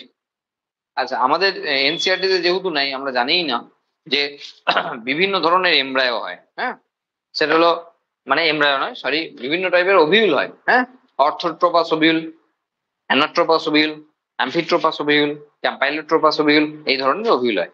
একটু বলে দিই, সেটা হলো যখন ধরে এরকম করে আছে একদম প্লেন, কিছু আঁকতে হবে না, লিখতে হবে না, যখন এরকম করে আছে, মানে বুঝতে পারছো যেটা মাইক্রোপাইল রিজিয়ন, আর এটা অ্যাকচুয়ালি সেই ফিউনিকাল, হাইলাম, ওই রিজিয়ন গুলো। মানে এটা অ্যাকচুয়ালি এমব্রায়ো স্যাক, তাহলে এটা মাইক্রোপাইলার region.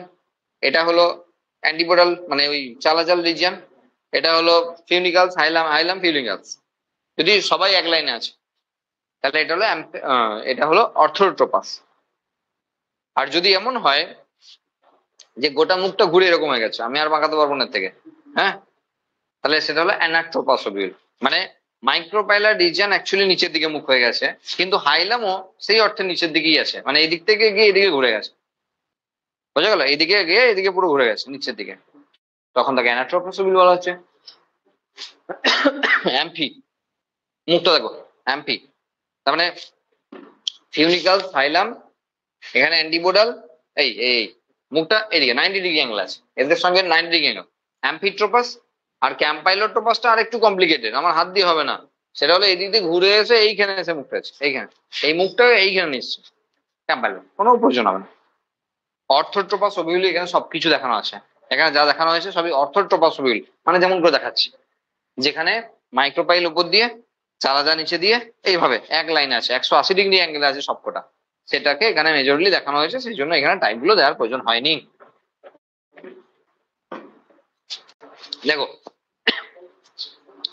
embryo ফর্মেশনে embryo develops at the micropylar end of the embryo sac where zygote is situated। এই যে এখানে দেখানোই আছে, জাইগোটটা এখানে আছে, তাহলে এখানে সিঙ্গেল সেল জাইগোট আছে। এবার এখানটা একটু বড় করে দেখাতে হবে অন্য জায়গায়, হ্যাঁ, কারণ ওগুলো তো আর এনসিআরটি তে নেই।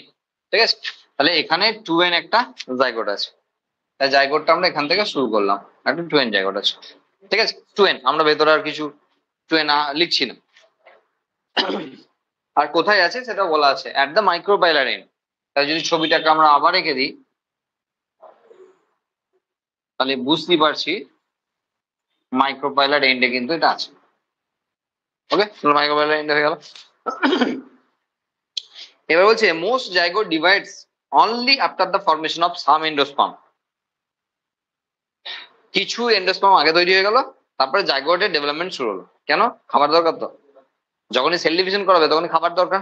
তাহলে খাবারটা যদি আগে সঞ্চয় না করে নেয় তো মুশকিল হয়ে যেতে পারে। আর সেই জন্য এখানে বলা আছে most zygotes divides only after the formation of some endosperm.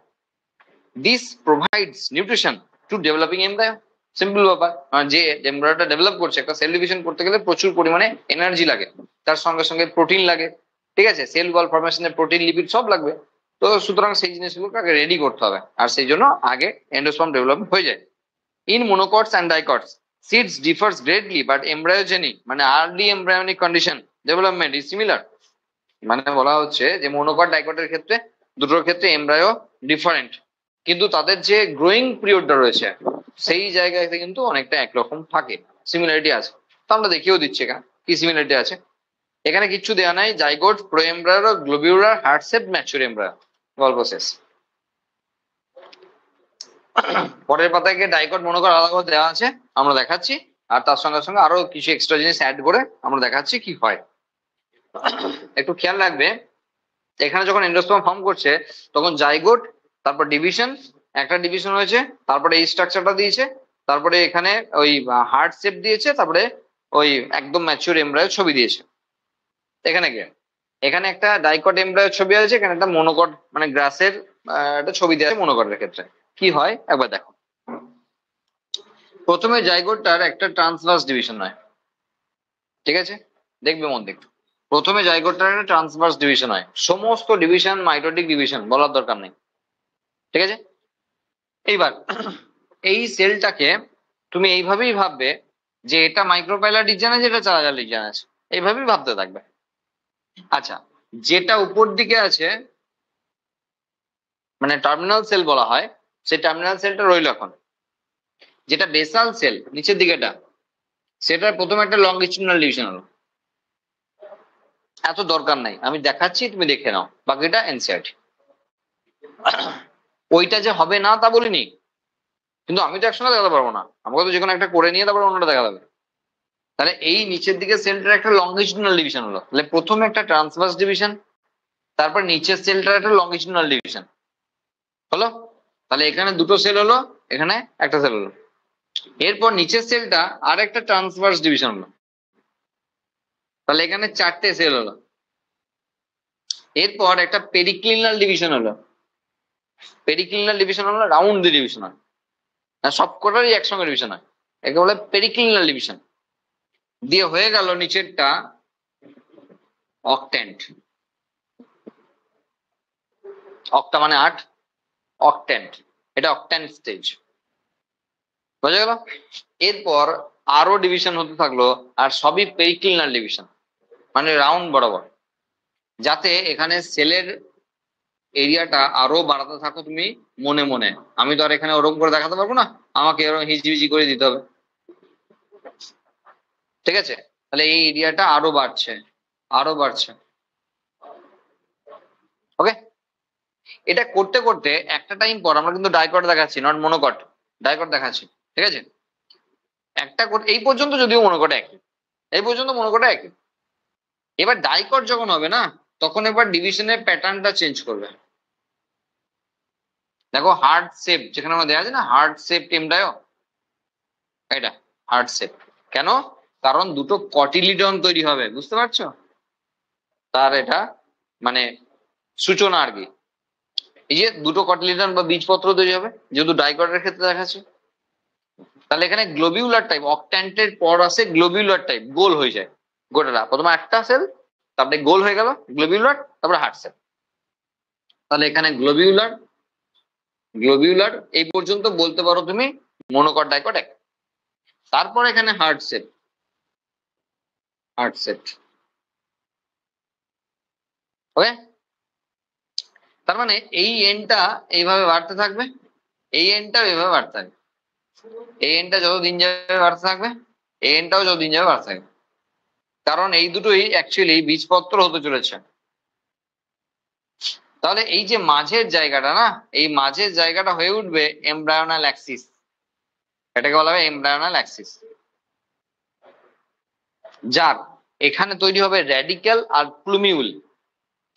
এইখানে হবে র্যাডিক্যাল আর এই জায়গাতে আসবে প্লুমিউল। যে র্যাডিক্যালের আলটিমেটাম হলো রুট, যে প্লুমিউলের আলটিমেটাম হলো শুট। মানে এখান থেকে মূল তৈরি হবে, আর এখান থেকে মাটির উপরের দিকে অংশকে বিটপ বলা হয়, বাংলাতে শুট বলা হয়, কাণ্ড না। শুটের মধ্যে স্টেম আছে, ব্রাঞ্চ আছে, আরো ব্রাঞ্চেস আছে, ফ্রুট আছে, হ্যাঁ ফ্লাওয়ার আছে, ফ্রুট আছে, সিড আছে, সব আছে শুটের মধ্যে। তাহলে প্লুমিউল থেকে শুট হবে, র্যাডিক্যাল থেকে রুট হবে। এই টোটাল অ্যাক্সিসটাকে বলা হচ্ছে এমব্রায়োনাল অ্যাক্সিস। হলো, তাহলে এই ডিভিশনটা করিয়ে এমব্রায়ো ফর্মটা করলো। আর বলতে হবে এবার, তাহলে এখানে হার্ট শেপ হওয়ার পর এটা অ্যাকচুয়ালি ডাইকট এমব্রায়োর দিকে এগোচ্ছে, ডাইকট এমব্রায়োর দিকে এগোচ্ছে। দুটো সাইডের যে বেশি বাড়াবাড়ি সেল ডিভিশনে, বেশি বাড়াবাড়ি করছে না রে, দুটো সাইডে খুব বাড়াবাড়ি করছে। এই বেশি বাড়াবাড়ির কারণ হলো এখানে তোমার দুটো এন্ডোস্পার্ম ফর্মেশন। এবার তুমি একবার মিলিয়ে নাও হিসাব মিলছে কিনা। ধরো একটা ছোলা বা মটর এক রাত ভিজিয়ে দিয়েছ, তারপর দিন যখন আমরা একটু করে অল্প চাপ দিলাম, দুটো খুলে গেল, যে মাঝখানে ছোট্ট একটা অংশ রয়েছে, আর সেটা হলো এমব্রায়ো, তাই তো? তাহলে ওই এমব্রায়োটা অ্যাকচুয়ালি দেখো দুটো কটিলিডন এইভাবে দেখানো হচ্ছে, যেহেতু এটা 2D ফরম্যাটে আছে।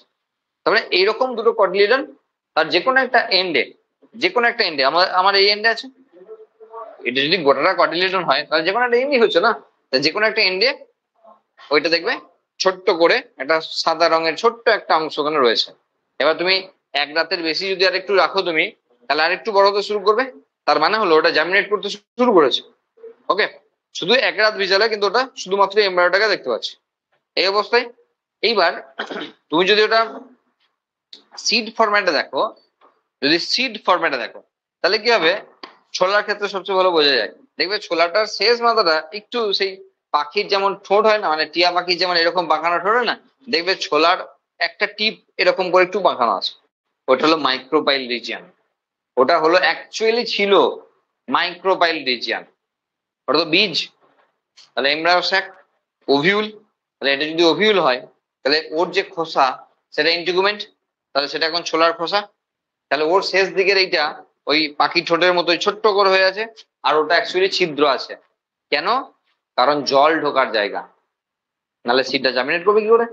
ওটা অক্সিজেন ঢোকার জায়গা, নাহলে সিডটা জামিনেট করবে কি করে? বোঝা গেল কেসটা? তাহলে তোমাকে এর সঙ্গে বীজের তুলনা করতে হবে, দিয়ে আলটিমেট আসতে হবে যে এই গোটা স্ট্রাকচারটা বীজে কিভাবে কনভার্ট হলো। এবার সব জায়গায় তুমি খুঁজতে গেলে তো পাবে না, তুমি যদি বলছো আমাকে বোঝান কোথায় কি আছে, বোঝানো মুশকিল হবে। যে জায়গাতে আমরা খুব সহজে বুঝতে পারবো সেইটা ধরে আমাকে উদাহরণটা দিয়ে টানতে হবে। বোঝা গেল কি বলা? তাহলে ছোলার ওই ছোট্ট ছিদ্র পথ অ্যাকচুয়ালি ওভিউলের ক্ষেত্রে মাইক্রোপাইল এন্ড, যার থ্রু দিয়ে পরবর্তীতেও ওরা একটা ছিদ্র রেখেছে যাতে খুব সহজে জল এবং অক্সিজেন ঢুকতে পারে। ছোলাটা তো বীজ, আর ছোলা তো ডাইকট, ছোলা তো নিজে বীজ, আর ছোলা তো দুটো কটিলিডন আছে, তার মাঝেই তো এমব্রায়োটা আছে, তো সবই তো আছে, তাই না? আর আমরা তো এখানে ফর্মেশন দেখাচ্ছি এখনো, এর ভেতরে কি হবে এখনো দেখাইনি আমরা, মানে এর ভেতরে কি হবে সেটা এন্ডোস্পার্ম। আমরা তো এখানকার ডেভেলপমেন্টটা এত দেখাবো এর পরে পরে, মানে আর দেখাবো না, এই তো এইটাই তো এখানে আছে। তা তুমি বুঝে নাও এটা যত দিন যাবে এর কি দখল, এর অবস্থা কি হবে। ছোলা কেন চুপসে যাবে 1 বছর পর? কারণ খাবার তো সব খেয়ে নিচ্ছে, খাবার তো সব খেয়ে যায়, তাদের এই সেই দিয়েই তো গ্রো করাচ্ছে, তা সেই খাবারটা তো পরবর্তীকালে আর দেওয়ার রাস্তা নেই। যদি সিডটা ম্যাচিউরি করে গেল তারপরে তো আর দেওয়ার রাস্তা নেই, সে তো আমি ফল পেরে নেবো গাছ থেকে, যে সে তো বীজ খুলে রেখে দিয়েছি। এবার এবার তো যা আছে ওইখানেই, মানে ভাড়ানো যা আছে, তার বাইরে তো কোনো রাস্তা নেই। ব্যাপারটা তুমি বুঝতে হবে তোমাকে। হ্যাঁ, দুটো বীজপত্র আছে, তাহলে শেপ তো অটোমেটিক এরকমই একটা আসবে। বোঝা গেল? এবার দেখো এটা একবার জেনেটিক্যাল ব্যাপার আছে, তুমি যদি মেন্ডেলের মটর গাছে চলে যাও তাহলে মনে পড়ে রাউন্ড আর উইঙ্কেল, গোল এবং কুঞ্চিত তো সেইখানে চলে আসবে আবার রিসেসিভ বা ডমিনেন্ট ক্যারেক্টার। এত কিছু হওয়ার পরও কে নিচল রেখেছে গোটা বডিটাকে, গোল। আর যে রাখতে পারেনি তার ওই ভাঁজটা আছে। বুঝছো? আচ্ছা, এখানে এখনো শেষ হয়নি। কেন? কারণ এইটার তো বাকি আছে এখনো, এটা এর তো কিছুই করেনি, ওকে তো রেখে দিচ্ছি ওই অবস্থায়। এটা এই যে টার্মিনাল সেলটা আচ্ছা করে মাইক্রো ডিভিশন করে নিলাম, 1 2 3 4 5 6, ওই 15 17টা সেল হয়। হ্যাঁ, শেষ সেলটা এরকম ফুলে যায়, এটাকে বলা হয় সাসপেন্সর। এই শেষ সেলটা হলো সাসপেন্সর সেল। আর একটা জিনিস শুনে রাখো, এই অংশে আমরা র্যাডিক্যাল দেখিয়েছি, এ দেখো র্যাডিক্যাল। আর এই সাসপেন্সারের শেষ সেলটা হলো এর ক্ষেত্রে রুট ক্যাপ। রুট ক্যাপ হয়তো আমরা কি করছি, ডাইকট পড়ছি, ডাইকট। তাই ডাইকট এর ক্ষেত্রে রুট ক্যাপ হয়, মোনোকটে দরকার পড়ে না, কারণ মোনোকটে অ্যাডভেন্টিটিয়াস রুট হয়, অস্থানিক মূল, মেনলি গুচ্ছ মূল ভাবতে পারি। কিন্তু ডাইকটে মানে প্রধান মূল। বোঝা গেল কি বললাম? তাহলে প্রধান মূলে সবসময় মূলত্র থাকে, রুট ক্যাপ থাকে, তাই তো? তাহলে বিষয় সেটাই যে যেহেতু আমরা ডাইকট পড়াচ্ছি, সেই জন্য আমাদের রুট ক্যাপ লাগবে। আর সেই রুট ক্যাপটা এই সাসপেন্সারের যে শেষ সেলটা রয়েছে, সেই শেষ সেলটা রুট ক্যাপটা ডেভেলপ করাবে। এবার দেখো, এটা হলো সেই মোটরের, মানে এটা হলো সেই মোটরটা, হ্যাঁ এটা হলো মোটরটা, আর এটা হলো সেই পাইপ লাইন। তোমার যদি জল কমে গেছে, মানে এইখান থেকে ঝুলিয়েছিল আর কি, এইখান থেকে ঝুলিয়েছিল, এটা হস্টোডিয়াম, এখান থেকে ঝুলিয়েছিল মোটরটাকে, এইখানে দ্বিবীজপত্রী মানে দুটো কটিলিডন হ্যান ত্যান সব আছে। এবার ধরো আরো খাবার নিচের দিকে চলে আসছে, তো আরো ঝুলো, খাবার তুলতে হবে, আরো ঝুলিয়ে দাও নিচের দিকে, তাহলেই হয়ে যাবে। বোঝা গেল? এইভাবে একটা সিডের কাছ থেকে একটা এমব্রায়ো সব খাবার তুলতে থাকে। এবার একটা টাইম পর খাবার শেষ হলে মরতে হবে, কিছু করার নেই, তখন আর গাছ লাগালেও গাছ হবে না, কারণ এমব্রায়োটা ভেতরে ভেতরে নষ্ট হয়ে গেছে। বোঝা গেল? চলো নেক্সট দেখো। হ্যাঁ, এবার দেখো একটা জিনিস বলি, সেটা হলো মনোকট। মনোকটে কি হয়? মনোকটে এই পর্যন্ত সেম আছে।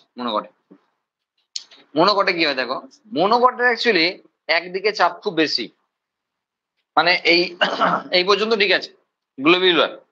এরপর দুদিকে বাড়ছিল, সেই জন্য হার্ট শেপ হয়েছিল, এখন হয় না। এখানে একদিকে, একটাই তো এখানে এন্ডোস্পাম একদিকে। এবার এন্ডোস্পাম এত বেশি ডেভেলপ করছে, তার ফলে এমব্রায়োটা চাপ হয়ে গেছে, সেই জন্য এমব্রায়োটা আছে একটা প্রান্তে। উদাহরণ দিতে, উদাহরণ ছাড়া কিছু বুঝবে না। এটা একটা এন্ডোস্পাম, যার একটা প্রান্তে একটুখানি জায়গা জুড়ে আছে একটা এমব্রায়ো।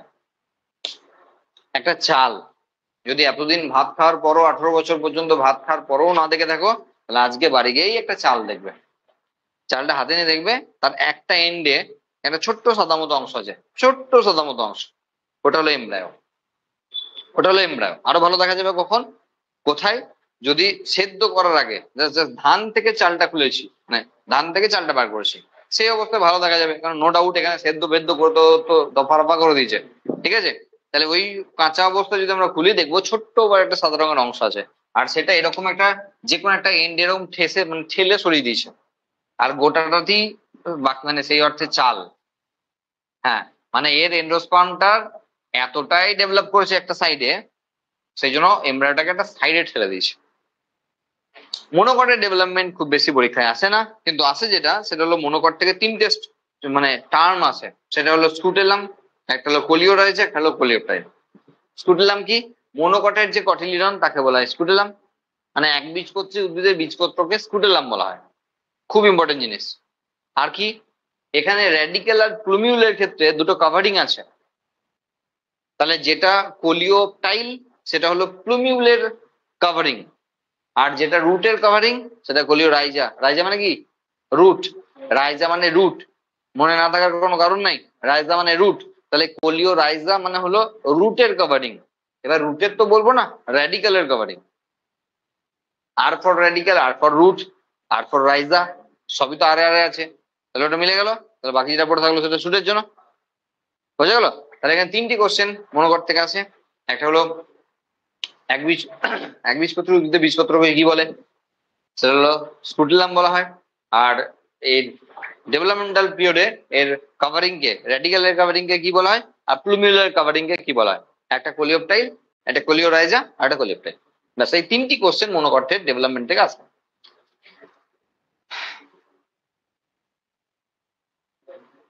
হলো?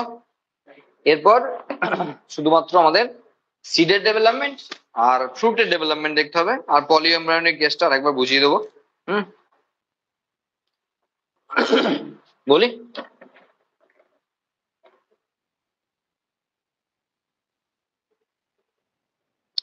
দেখো, সিড ফ্রম ওভিউল, একটা ওভিউল যেটা পরবর্তীকালে সিড। ওভিউলের মধ্যে একটা ওভারির মধ্যে ওভিউল আছে, ওভারিটা পরবর্তীকালে ফ্রুট। অনেকদিন ধরেই মানে আমরা প্রথম দিন থেকেই একই কথা বলছি। এবার এখানে বলার যে যেটা বিষয়, হ্যাঁ, সেটা হলো যে মনোকটের ক্ষেত্রে দুটো থাকবে, একটা থাকবে, ডাইকটে দুটো থাকবে, আর কি বলবো। নন অ্যালবুমিনাস যাকে এক্স অ্যালবুমিনাস বলা হয়, আর যেটা অ্যালবুমিনাস, দু রকমের সিড হয়।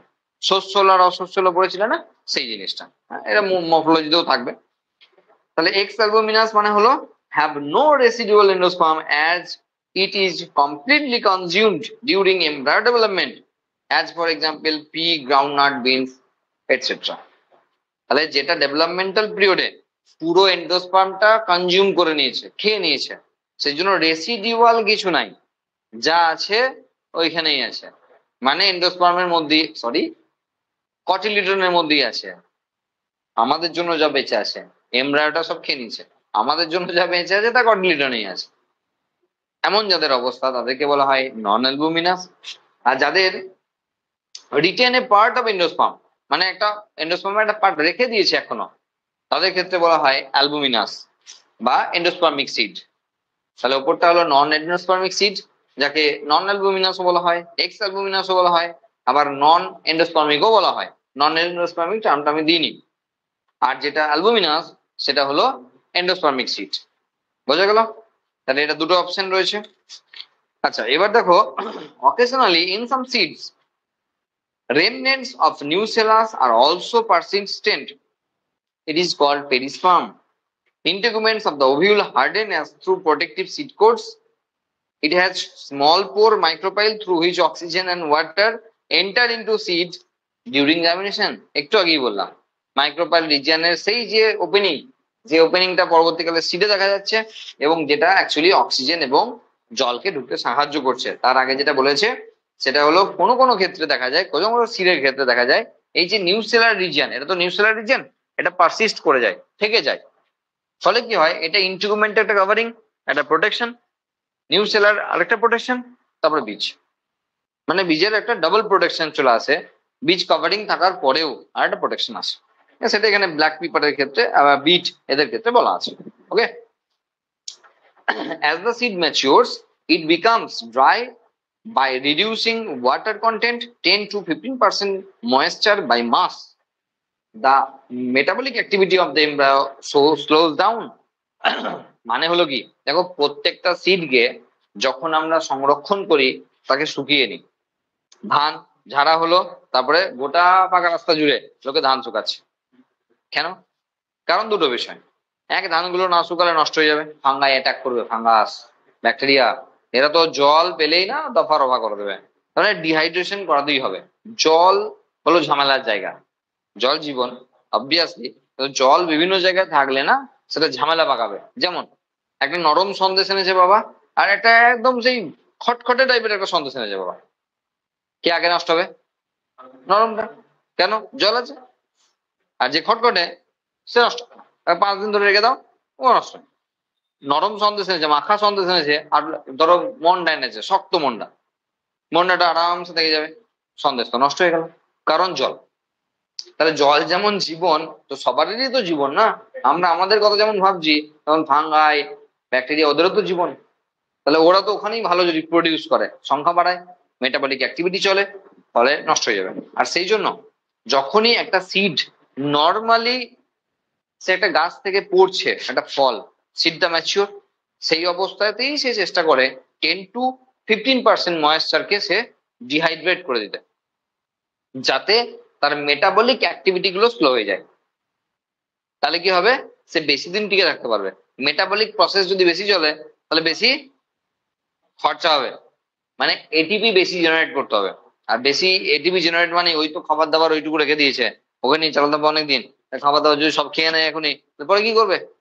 জলকে কমিয়ে দাও, মেটাবলিক অ্যাক্টিভিটি কমে যাবে, ফলে সিডটা বেশি দিন ডরম্যান্সি পিরিয়ডে থাকতে পারবে। সিড ডরম্যান্সি পড়েছো না 11-এ? সিড ডরম্যান্সি, বীজের সুপ্তাবস্থা, একটা নির্দিষ্ট টাইমের আগে বীজ এর ঘুম ভাঙে না। এবার বিভিন্ন টাইম পিরিয়ড আছে ডরম্যান্সি, হ্যাঁ সেটা আলাদা। It may be enter a state of inactivity called dormancy, seed dormancy, বীজের সুপ্তাবস্থা। Okay, under favourable conditions, moisture, oxygen, suitable temperature, they germinate. মানে কখন আবার বুঝতে পারে যে ঘুম ভাঙার সময় হয়েছে? যখন অ্যাভেলেবেল জল পায়, অ্যাভেলেবেল অক্সিজেন পায়, টেম্পারেচার পায়, তখনই বুঝতে পারে না এবার আমাকে মাটিতে দিয়েছে বা মাটিতে দেবার প্রিপারেশন করছে, এবার আমাকে জাগতে হবে। তখনই আবার জল ঢুকে ভেতরে, মেটাবলিক সমস্ত অ্যাক্টিভিটি আবার ফাস্ট হয়ে যায়, ফলে জার্মিনেশন প্রসেস শুরু হয়ে যায়, কারণ এনজাইম অ্যাক্টিভিটি স্টার্ট হয়ে যায়। বোঝা গেল? এই হলো গল্প। তোমাকে তো শুধু বই পড়লে হবে না, পিছনকার গল্প কথাটা জানতে হবে যে অ্যাকচুয়ালি হয়টা কি। একটা বীজ কেন কেন গাছ থেকে পড়লো, তারপর ডিহাইড্রেশন করলো, লোকে শুকলো কিনা দরকার নেই, মানে লোকজন কি করলো দেখার দরকার নেই, সিড নিজে নিজে কি করছে। 10 to 15% ওয়াটারকে সে ডিহাইড্রেট করে দিচ্ছে, কারণ ও জানে আমার মেটাবলিক অ্যাক্টিভিটিকে স্লো করতে হবে। আর আমরা আরো তোল্লাই দিচ্ছি আর কি, আমরা আরো শুকিয়ে দিয়েছি, নে যা করবি কর। তাহলে কি হলো, আমরা তো ভয় পেয়েছি যে ভাঙ্গায় অ্যাটাক করে দেবে, তো জলটা শুকিয়ে দাও, শুকিয়ে দিয়েছি, ওরা আরো ভালো স্টেজে চলে গেছে।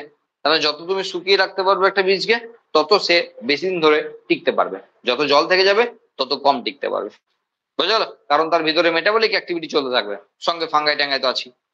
মেটাবলিক অ্যাক্টিভিটি যত বাড়বে তত বেশি তাদের খরচা হয়ে যাবে সব, তাহলে বীজটা কিন্তু বেশি দিন স্টে করবে না। অ্যাডভান্টেজেস অফ সিড, সিড তৈরি করার কি ফেসিলিটি পেয়েছে? এবার কি বোকা বোকা প্রশ্ন, গাছের একটা বীজ তৈরি হবে তার আবার কি ফেসিলিটি? দেখো, পড়লে বুঝতে পারবে কি ফেসিলিটি আছে। Since pollination and fertilization are independent of water, seeds formation is more dependable. দেখো, পলিনেশন আর ফার্টিলাইজেশন এরা তো হিসাব মতো জলের সাহায্য লাগছে না, ইন্ডিপেন্ডেন্ট অফ ওয়াটার। যেখানে ব্রায়োফাইটা টেরিডোফাইটা পর্যন্ত জল লাগছিল ফার্টিলাইজেশনে, সেখানে জিমনোস্পার্মে এসে প্রথম দেখা গেল, এবং অ্যাঞ্জিওস্পার্মে যে জলের প্রয়োজন নাই।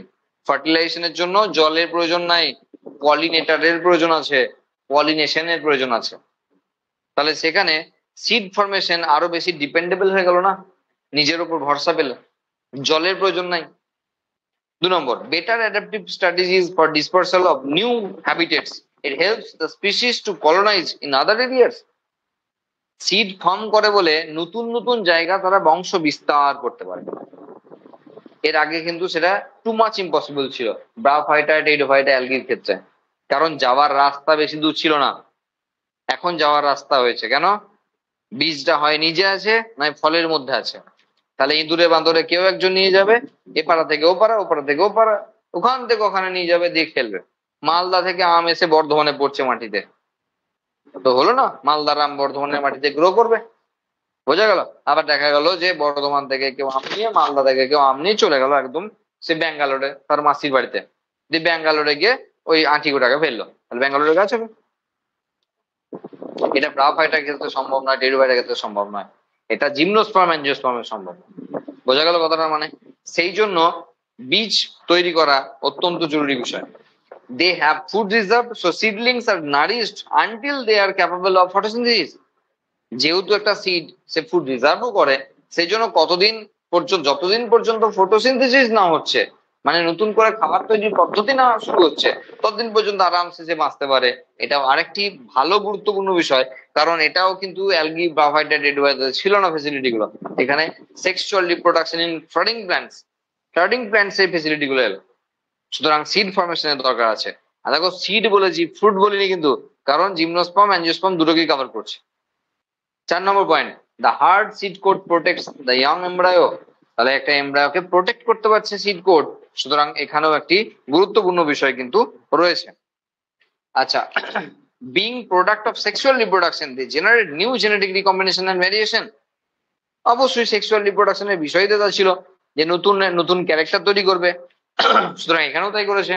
আর dehydration and dormancy helps the seeds store seeds, it can be used for food throughout the year and raise crop in next generation. ওগুলো আগেই বলে দিচ্ছি যে একটা বীজকে ডিহাইড্রেশন করা হয়, সে ডরমেন্সি পিরিয়ডে আছে, ফলে বীজকে আমরা দীর্ঘদিন রাখতে পারি। নাহলে কি হতো, এই ধান গম যাকেই আমরা রাখি না তা সব নষ্ট হয়ে যেত, কাউকে রাখতে পারতাম না, ছোলা মটর কাউকে রাখতে পারতাম না যদি তাদের ডরমেন্সি পিরিয়ড না থাকতো। তাহলে প্রত্যেকে কি হতো, যেদিন থেকে গাছ থেকে নেমেছে তারপরেই বলতো আমি অঙ্কুরিত হবো। তাহলে কি ঝামেলা হতো বলতো, আমরা খেতেই পেতাম না, কারণ সব সময় তো বীজ হয়েই বলছে আমি অঙ্কুরিত হবো। ডরমেন্সি পিরিয়ড একদিক দিয়ে খুব ভালো জিনিস, কারণ ডরমেন্সি না থাকলে ওই সিড গুলোকে আমরা খাওয়ার জন্য স্টোর করতে পারতাম না, ওরা জার্মিনেট করে যেত। সুতরাং এখানে সিড হওয়া এবং তার ডরমেন্সি পিরিয়ড থাকা একটা ফেসিলিটি দিয়েছে আমাদের। ক্লিয়ার? এবার বলছে viability of seeds after dispersal. হ্যাঁ, মানে সিড কতদিন পর্যন্ত ভায়াবল থাকবে, মানে সক্রিয় থাকবে, জার্মিনেশনের জন্য সক্রিয় থাকবে, সেটা অবশ্যই অবশ্যই স্পিসিস টু স্পিসিস ডিপেন্ড করছে। এবং এটি আমি এক লাইনও খরচা করব না, কারণ এটা পুরোটাই ইনফরমেটিভ। বিভিন্ন গাছের নাম দেওয়া আছে এবং তাদের সম্পর্কে দু চার কথা বলা আছে। প্রথম লাইনটা বলা আছে, it in a few species the seeds lose viability within few months. Seeds of many species live for several years. তাহলে কিছু কিছু গাছের ক্ষেত্রে সিড কয়েক মাস বাঁচতে পারে, সেই অর্থে ভায়াবল থাকে। আর কয়েকটা স্পিসিসের ক্ষেত্রে, কিছু কিছু স্পিসিসের ক্ষেত্রে সেটা সেভারাল ইয়ার্স পর্যন্ত থাকে। এবার সেখানে উদাহরণ দেওয়া আছে কোন গাছের কত বছর থাকে, 2000 বছর কার কার থাকে, এইসব আছে, এগুলো পড়তে হবে। ফ্রুট ফ্রম, ওকে। তাহলে একটা ওভিউল যখন সিডে কনভার্ট হচ্ছে, ওভিউল যার মধ্যে আছে ওভারি, তা ফ্রুটে কনভার্ট হচ্ছে, এবং অবভিয়াসলি আমরা অ্যাঞ্জিওস্পার্মে আছি, জিমনোস্পার্মে নাই। The ovary develops into a fruit. আচ্ছা, ট্রান্সফরমেশন অফ ওভিউলস, ওভারির বাইরের দিকে যে দেওয়াল, এবার ভালো করে দেখবে, এটা তো ওভিউল, তাহলে হিসাব মতো এবার ওভারিকে দেখাতে হবে। তাহলে এটা style, stigma and then ovary. তাহলে এই ওভারির ক্ষেত্রে ধরো, আমি কথাই বলছি, ধরো এখানে 5টা বীজ আছে, আর জবা ধরো না, তাহলে অসুবিধা হয়ে যাবে। হ্যাঁ, এর বাইরেও তো অনেক জায়গা, এর বাইরেও তো অনেক জায়গা রয়েছে না, সেগুলো তো কি আছে। তাহলে এই গোটা স্ট্রাকচার তো আলটিমেট, এই গোটা স্ট্রাকচারটা আলটিমেট ফল হিসাব মতো, তাই তো? যদি এটা ট্রু, মানে টিপিক্যাল ফ্রুট হয়, মানে ট্রু ফ্রুট হয়, ট্রু ফ্রুট ফলস ফ্রুট আছে, তাহলে এই অংশটা ধর, আবার কি লাগবে, হয়ে গেছে তো? কাজ গেলে পৃথিবীর কাউকে দরকার নেই, এটাই সিস্টেম, এটাই নিয়ম। এরও কাজ মিলে গেছে, এই বসানো দরকার নেই, এই অংশ দরকার আছে। তাহলে এটা গাছের সঙ্গে লেগে আছে। এবার বিষয় হলো, সিড বাদ দিয়েও আরো অনেকটা পোর্শন পড়ে রয়েছে। এবার কোন গাছের ক্ষেত্রে সেটা কি হবে, কোন গাছটা আমাদের জন্য এডিবেল, আমরা তো সবসময় আমাদের ধাঁধায় থাকি কোনটা আমাদের জন্য এডিবেল। হ্যাঁ, তো সিডের বাইরের দিকে, সরি ফ্রুটের বাইরের দিকে টোটাল যে কোট, সেই কোটটাকে বলা হয় পেরিকার্প। পেরিকার্পকে 3 ভাগে ভাগ করা হয়, এন্ডোকার্প, এক্সোকার্প, মেসোকার্প। বিভিন্ন গাছের ক্ষেত্রে বিভিন্ন অংশটা খাদ্য গ্রহণযোগ্য। যেমন ধরো আমের ক্ষেত্রে যে ছিলকাটা আমরা ফেলে দিই, যে খোসাটা আমরা ফেলে দিই, সেটা হলো এপিকার্প। যেটা আমরা খাই ফ্লেসি, সেটা হলো মেসোকার্প। আর যেটা আটি, ভালো করে শুনবে, ভালো করে বুঝবে, আটি যেটা, সেই আটির ভেতরে আছে কিন্তু বীজ আর বীজপত্র। তাহলে আটির উপরে শক্ত আটি যেটা, মানে আটির কভারিং যেটা, সেটা হিসাব মতো এন্ডোকার্প। ওটা বীজ না, ওর ভেতরে বীজ আছে, এন্ডোকার্পের ভেতরে বীজ আছে, আটিটা বীজ না, আটির ভিতরে বীজ আছে, কারণ ওটা ফ্রুটেরই পার্ট। বোঝা গেল? বেসিক জিনিস সবসময় ভালো করে বুঝতে হবে। তাহলে আমাদের আমের ক্ষেত্রে খাওয়ার বিষয় অবভিয়াসলি ফ্লেসি, মেসোকার্প।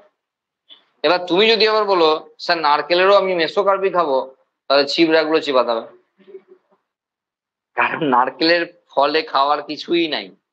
নারকেলের যা খাওয়ার আছে সব বীজে। নারকেলের ভিতরে যে অংশটা আমরা খাই সেটা বীজ, তার মানে নারকেলের বীজই খাই, ফল খাই না, মানে নারকেল ফল নয়, নারকেল বীজ। বোঝা গেল? বাইরে একদম বাইরের দিকে যে কোটিং ছিল সেটা ছিল এপিকার্প, মাঝখানে যে ছিবড়া ছোবড়া যাই বলো সবটাই হলো মেসোকার্প, আর যেটা নারকেলের মালাই, বুঝবে, মালাই অনেক সময় কিনা মালাইগুলো শুকিয়ে যায় না, দেখবে ভিতরেরটা না গোল্লা হয়ে গেছে, বুঝতে পারছো, অনেক শুকনো নারকেল, মালাইটার ভিতরে না গোল বল হয়ে গেছে, ও ভেতরে নড়াচড়া করছে।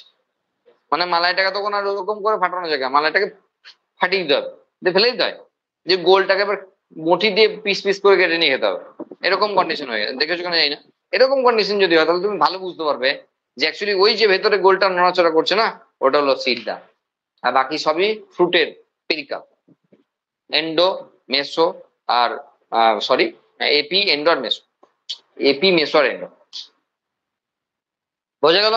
তাহলে একটা ফ্রুট সম্পর্কে তোমার আইডিয়াটা ক্লিয়ার কাট থাকতে হবে যে কোনটা কোন ফলের ক্ষেত্রে খাদ্য গ্রহণযোগ্য, ঠিক আছে? এবং আমের ক্ষেত্রে মনে হয় সবচেয়ে বেশি ভালো মনে থাকবে সেটা আম একটা ট্রু ফ্রুট এবং একটা টিপিক্যাল ফ্রুট, উদাহরণ হিসেবে বারবার আমের কথাই আসে এগুলো বোঝাতে গেলে। বোঝা গেল? এখানে ট্রু ফ্রুট মানে যদি ডিম্বাশয়ই ফলে পরিণত হয় তাহলে ট্রু ফ্রুট, আর ডিম্বাশয় ছাড়া যদি অন্য কোনো অংশ ফলে পরিণত হয় তাহলে ফলস ফ্রুট। যেমন আপেল, আপেলের ক্ষেত্রে থ্যালামাস, এইখানটা থ্যালামাসটা হলো চাল, তার ক্ষেত্রে বৃতি মানে ক্যালিক্স হলো ফ্রুট, মানে আমরা চালতা বলতে চালতা যে অংশটা খাই সেটা হলো ক্যালিক্স, বাকি সব ফেলা। আপেলের ক্ষেত্রে আসলে আপেল তো আমাদের এখানে নাই, কাশ্মীরে আছে, তো আমরা তো বুঝতে পারছি না এখানে কেসটা কি। হুম, মানে আপেলটা থ্যালামাসের পোর্শনটা যেটা ফুলে ফেপে উঠেছে, অ্যাকচুয়ালি তার উপরে ফুলটা ছিল, তার উপরে ফুলটা ছিল, ওই ফুলটা ঝরে গেছে, এবার কখনো কখনো রেমনেন্টস হিসাবে যেমন পেয়ারাতে পাও না, সেরকম পেতেও পারো। মানে আপেলের উপর দিকে যে হিজিবিজি সব নোংরা জিনিসগুলো থাকবে সেগুলো ফুল ফুল ছিল, নষ্ট হয়ে যায়। থ্যালামাসটা ডেভেলপ করেছে ফ্রুটে। বোঝা গেল? Last topic, apomixis and polyembryonic. ভীষণ গুরুত্বপূর্ণ দুটো টার্ম। অ্যাপোমিক্সিস একটু ভালো করে মন দিয়ে ভেবে দেখো, ভাবতে বলছি, দেখতে বলিনি, ভাবতে বলছি। অ্যাপোমিক্সিস টার্মটা আর কোথায় ইউজ করা হয়? যদি তোমার সেটা পড়াশোনার বিষয়ে পড়েছো কিনা সেটা বিষয়, হ্যাঁ, যেহেতু আমরা পড়াইনি এখনো, ফার্স্ট চ্যাপ্টারে এটা ধরা হয়। মানে যখন অযৌন জনন হচ্ছে, সেক্সুয়াল রিপ্রোডাকশন যখন হয় তখন তাকে অ্যাপোমিক্সিস বলা হয়। আমরা গোটা চ্যাপ্টার পড়ানোর পরও অ্যাম্ফিমিক্সিস কথাটা এলো না, কারণ আমরা এনসিআরটি পড়ছি, কিছু করার নাই। অ্যাম্ফি মানে উভয়, আর মিক্সিস মানে মিলন, উভয় গ্যামেটের যখন মিলন হয় তখন তাকে বলা হয় অ্যাম্ফিমিক্সিস। আর অ্যাপো মানে ব্যতীত, আর মিক্সিস মানে মিলন। যখন গ্যামেটের ফিউশন ছাড়া তৈরি হয় তোমার গাছ, নিউ অফস্প্রিং, তখন তাকে অ্যাপোমিক্সিস বলা হয়। তাহলে অ্যাসেক্সুয়াল রিপ্রোডাকশনে হয় অ্যাপোমিক্সিস, আর সেক্সুয়াল রিপ্রোডাকশনে হয় অ্যাম্ফিমিক্সিস। ক্লিয়ার? এবার তাহলে এখানে সেক্সুয়াল রিপ্রোডাকশনে কেন কথাটা নিয়ে এলো? তার নিশ্চয় কোনো কারণ আছে, নাহলে সেক্সুয়াল রিপ্রোডাকশনে কেন কথাটা নিয়ে আসবে? ভীষণ গুরুত্বপূর্ণ বিষয়। ধরো একটা গাছের ক্ষেত্রে তার ডাল কেটে বসালে গাছটা হয়, তারপর বীজ কেন প্রয়োজন? আমি গাছটার সেম কোয়ালিটি রাখতে চাইছি, ভালো করে আগে প্রশ্নটা বুঝবে। আমি গাছটার সেম কোয়ালিটি রাখতে চাইছি, তাহলে কি করতে হবে? স্যার গ্রাফটিং, আপনি ইয়ে করুন, আপনি গুটি কলম করুন, আপনি কলমে যান আর কি। হ্যাঁ, মানে ও ছাড়া তো আপনার ডাল কাটা ছাড়া তো কোনো উপায় নাই, কারণ গাছটা আপনি সেম ক্যারেক্টার রাখতে চাইছেন, ক্যারেক্টার কোনো অদল বদল করতে চাইছেন না, তাহলে সেই গাছটা ডালই কাটতে হবে, সেটা কাটিং হোক, ন্যাচারাল হোক, আর্টিফিশিয়াল হোক, যাই করুন আপনাকে ওটাই করতে হবে, এছাড়া সম্ভব না। আমি বলবো হ্যাঁ সম্ভব, থ্রু অ্যাপোমিক্সিস সম্ভব। বীজও তৈরি করব, ওই গাছেরই তৈরি করব, কিন্তু কোনো ফিউশন ছাড়া। এটাই হলো এখানকার ফান্ডামেন্টাল বিষয়। কেন? গাছের ডালটা কোথায় কোথায় নিয়ে যাবো? আমি রাজস্থান নিয়ে যাবো, ধরো আমি এরকম 5,000 গাছ চাই, তাহলে ডালগুলো কেটে কেটে গুটি কলম করে রাজস্থান নিয়ে যাবো? টু টাফ বিষয়। বীজ ইজিলি একটা জায়গায় ভরে নিয়ে চলে যাবো। তার মানে আমরা সেক্সুয়াল রিপ্রোডাকশনের ফলো করব, অথচ বাইরের কোনো ক্যারেক্টারকে আনবো না, ওই গাছেরই ক্যারেক্টার থাকবে অথচ বীজ হবে। আর যাই এখানে অ্যাপোমিক্সিস, কারণ এখানেও অ্যাপোমিক্সিস, কারণ উভয় গ্যামেটের মিলন এখানে হলো না। কিভাবে? দেখ, apomixis is the production of seeds without fertilisation, as for example some species of Asteraceae and grasses. It is a form of asexual reproduction, বলাই আছে, that mimics sexual reproduction. It is the form of asexual reproduction that mimics sexual reproduction. এটা এক ধরনের asexual reproduction, যখনই উভয় গ্যামেটের মিলন না হবে তখন আমাকে বাধ্য হয়ে বলতেই হবে সেটা asexual reproduction, যেটা সেক্সুয়াল রিপ্রোডাকশন কে মিমিক্রি করছে, নকল করছে। কিভাবে? সেটা হলো in some species diploid egg cell is formed without reduction division and develops into embryo without fertilization। মানে হলো এখানে এগ সেল, এবার ভেবে দেখো, ধরো এখানকার যে এগ সেল আছে সেটা 2n রাখা হলো। এবার এই 2n সেলটা directly as a zygote behave করছে, তাহলে সেখান থেকে এমব্রায়ো হবে। বলো আর কারোর ক্যারেক্টার এলো? কারোর ক্যারেক্টার তো এলোই না, কারণ জাইগোটটাই মানে যে জাইগোট এখন সে অ্যাকচুয়ালি মাদার সেলেরই 2n সেল, যে জাইগোটের মতো বিহেভ করেছে। এটা করবো বলে করাতে হবে, এটা এটা করাতে হবে। হ্যাঁ, এটাই তো ব্রিডারদের কাজ, বোঝা গেল? তুমি যদি ভাবছো এমনি এমনি হবে, তা নয়। In some species, diploid egg cell is formed without reduction division. Without reduction division, মনে পড়ে কোথা থেকে রিডাকশন ডিভিশনটা শুরু করেছিলাম? মনে হয় মনে পড়ছে না, এখান থেকে আর্চিস্পোরিয়াল সেল 2n, তার ডিভিশন করেছিলাম, রিডাকশন ডিভিশন। 3টে সেলকে মেরে দিয়েছিলাম, ওপরে 3টে সেলকে মেরে দিয়েছিলাম, একটা সেলকে রেখেছিলাম। লাভ কি হয়েছিল? বলেছিলাম 2n থেকে n হয়েছে, হয়নি কিছু লাভ। মানে বলতে চাইছি 2n রেখে দিয়েছেন। তাহলে সম্ভব, তাহলে সম্ভব, এটা করতে দেওয়া যাবে না, বোঝা গেল? তাহলে সেখানে কি করবে? উইদাউট রিডাকশন ডিভিশন, তাহলে মিওসিস হলো না, তার মানে এইটাই ডেভেলপ করে দিল উইদাউট এনি ফার্টিলাইজেশন। তাহলে সেখানে একদম সেম টু সেম ক্যারেক্টার রাখতে পারবে। ক্লিয়ার? এটা অ্যাপোমেক্সিস সম্পর্কে হয়ে গেল। এবার পলিএমব্রায়োনিক কেসটা একবার শুনে নাও। ট্রু পলিএমব্রায়োনি তো শুনিয়ে দিয়েছি, বলছি জিমনোস্পার্মের ট্রু পলিএমব্রায়োনি তো আমরা শুনিয়ে দিয়েছি একটু আগেই। এবার ফলসটা শোনো একবার। অ্যাকচুয়ালি ধরো এই পোর্শনটাকে একটু ছোট করে দিই, তাহলে বুঝতে সুবিধা হবে। মানে এমব্রায়ো স্যাকটাকে, অ্যানজিওস্পার্মে তো ধরো আমরা ডাবল ফার্টিলাইজেশন ট্রিপল ফিউশনের ব্যাপারটা দেখলাম, ধরো এটা এমব্রায়ো স্যাক। তাহলে এই পোর্শনটা কি? নিউসেলার রিজিয়ন, এটাকে নিউসেলাস বলা হয়, তাই না? Nucellus region. এবার এখানে হিসাব মতো একটাই জাইগোট হয়েছে, আর যেখান থেকে একটাই মাত্র গাছ বেরোনোর অপশন আছে, কারণ একটাই এমব্রায়ো। ওকে, পেঁয়াজ এর কলি যখন বিক্রি হয়, পেঁয়াজ কলি সবাই জানে, পেঁয়াজ কলির ব্যাপার। একটা পেঁয়াজ থেকে অনেক গাছ বেরিয়ে যায় না, অনেকগুলো গাছ বেরিয়ে আসছে। ঠিক লেবুকে যদি আমরা এইভাবে মানে বীজ হিসাবে পুঁতি না, অনেকগুলো লেবু গাছ বেরোবে, একটা নয়, অনেকগুলো লেবু গাছের চারা বেরোবে একটাই বীজ থেকে। অ্যাকচুয়ালি কারণ হলো পলিএমব্রায়োনি। মানে কিরকম? সেটা হলো ধরো এ তো অ্যাকচুয়ালি ট্রু এমব্রায়ো, কিন্তু নিউ সেলার রিজিয়ন থেকে কিছু কিছু সেল একটু পাকামো শুরু করেছে, বলছে আমরাও এমব্রায়ো হবো, খুব শখ জেগেছে, আমরাও এমব্রায়ো হবো। ঠিক চালে চ, তোরাই এমব্রায়ো হ, কোনো অসুবিধা নাই, কিন্তু তোদেরকে ট্রু বলা যাবে না বাবা, তোরা হলি ফলস।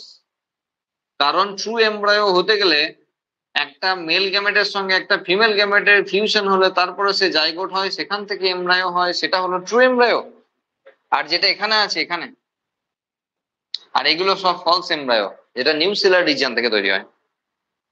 বোঝা গেল? অ্যাকচুয়ালি এটা হলো ট্রু পলিএমব্রায়োনির সঙ্গে ফলস পলিএমব্রায়োনির পার্থক্য, এটা অ্যাঞ্জিওস্পার্মে হয় না। এবার একটা প্রশ্ন করছি, একটু বুদ্ধি করে উত্তর দাও তো। ধরো একটা ছেলে, তাদের বাড়িতে একটা লেবু গাছ আছে এবং দারুণ লেবু হয়, এক গাছ লেবু হয়, বড় বড় লেবু হয়, রসে পুরো ভর্তি, পাতি লেবুর কথা বলছি, টক হবে, ঠিক আছে? এক গাছ লেবু রসে ভর্তি। এবার সেম লেবু গাছের চারা তার মাসিকে দিতে চাইছে, কিন্তু ডাল কেটে কলম তৈরি করে দেওয়াটা একটু ডিফিকাল্ট আছে, মাসি যে জায়গায় থাকে সেই জায়গায় পৌঁছানো একটু চাপের আছে। তাহলে মাসি বললো তাহলে কি করবি, দুটো পাকা লেবুই দে। তাহলে ওগুলোকে বীজগুলো বার করবো, গিয়ে একটু শুকিয়ে নেবো, বর্ষাকালে দেবো, তাহলে গাছ হয়ে যাবে, বসাবো। এবার আমার প্রশ্ন হলো, সেই লেবু গাছ থেকে, সেই বীজ থেকে যে লেবু গাছ হবে, সেটাতে কি এদের বাড়ির লেবু গাছ আদৌ পাওয়া সম্ভব? এটা হলো প্রশ্ন। সেম ক্যারেক্টার পাওয়া সম্ভব? সম্ভবও সম্ভবও নয়, এটাই হলো উত্তর। কেন যেন উত্তর দেওয়ার মতোই না থাকে, সেজন্যই কোশ্চেনটা করা। সম্ভব আবার সম্ভব না, কেন? কারণ যদি ট্রু এমব্রায়ো থেকে ডেভেলপ করে গাছটা তাহলে সম্ভব নয়। কারণ তার থেকে ভালোও হতে পারে, তার থেকে খারাপও হতে পারে, কারণ এখানে মিক্সড ক্যারেক্টার আছে। হাফ এই গাছের, হাফ তো অন্য গাছের। পোলেন গ্রেন কোন গাছের আমি কি জানি? তার কি ক্যারেক্টার ছিল আমি কি জানি? হ্যাঁ, হতে পারে। সেলফ পলিনেশন হলেও ভ্যারিয়েবিলিটি আসবে, কারণ দুটো ডিফারেন্ট মিওসিস মানে দুটো আলাদা গ্যামেট। মিওসিসে ক্রসিং ওভার প্রতিবার আলাদা। সেই জন্য আমরা আগেও বলেছি 10 কোটি শুক্রাণু মানে 5 কোটি মিওসিস। তার মানে 5 কোটি রকমের, অ্যাকচুয়ালি হবে না। এই তো মিওসিসের কেসটা। তাহলে এখানে মাত্র দুটো গ্যামেট সেম টু সেম। তা যদি সেলফ পলিনেশন হয়, তা কে বললো যে প্রতিবারই একই হবে? একটু তো চেঞ্জ আসতেই হয়। তাহলে এখান থেকে যদি ডেভেলপ করে গাছটা, তাহলে কি ক্যারেক্টার আসবে আমি গ্যারান্টি দিতে পারছি না। তবে যদি ফলস থেকে আসে, তাহলে সেই গাছেরই ক্যারেক্টার দেখাবে। কারণ নিউ সেলার রিজন হলো প্ল্যান্ট বডির মানে মাদার সেলের।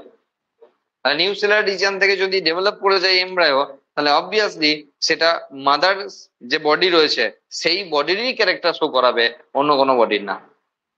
তার মানে ওই জন্য বললাম হতেও পারে নাও হতেও পারে। তাহলে যদি আমি এই গাছটাকে এইটা থেকে বেরোনো ডালটা আইডেন্টিফাই করতে পারি, আর যদি ওটাকে কেটে দিতে পারি, তাহলে শিওর শর্ট বাকি ডালগুলোর কেউ না কেউ ডেভেলপ করে ওই গাছেরই ক্যারেক্টার দেবে। তবে কে বলে এটা ভালোও হতে পারে, ওর থেকে যা লেবু আসছিল তার থেকে বেশি লেবু আসতে পারে, আরো ভালো কোয়ালিটি নিয়ে আসতে পারে, তো বলা মুশকিল আছে। কারণ সেক্সুয়াল রিপ্রোডাকশনের তো বিষয়ই তাই, যে আরো বেশি ডমিনেন্ট ক্যারেক্টার নিয়ে আসবে। যা ছিল ডমিনেন্ট তার থেকে আরো বেশি ডমিনেন্ট হবে, এটাই তো হওয়া উচিত।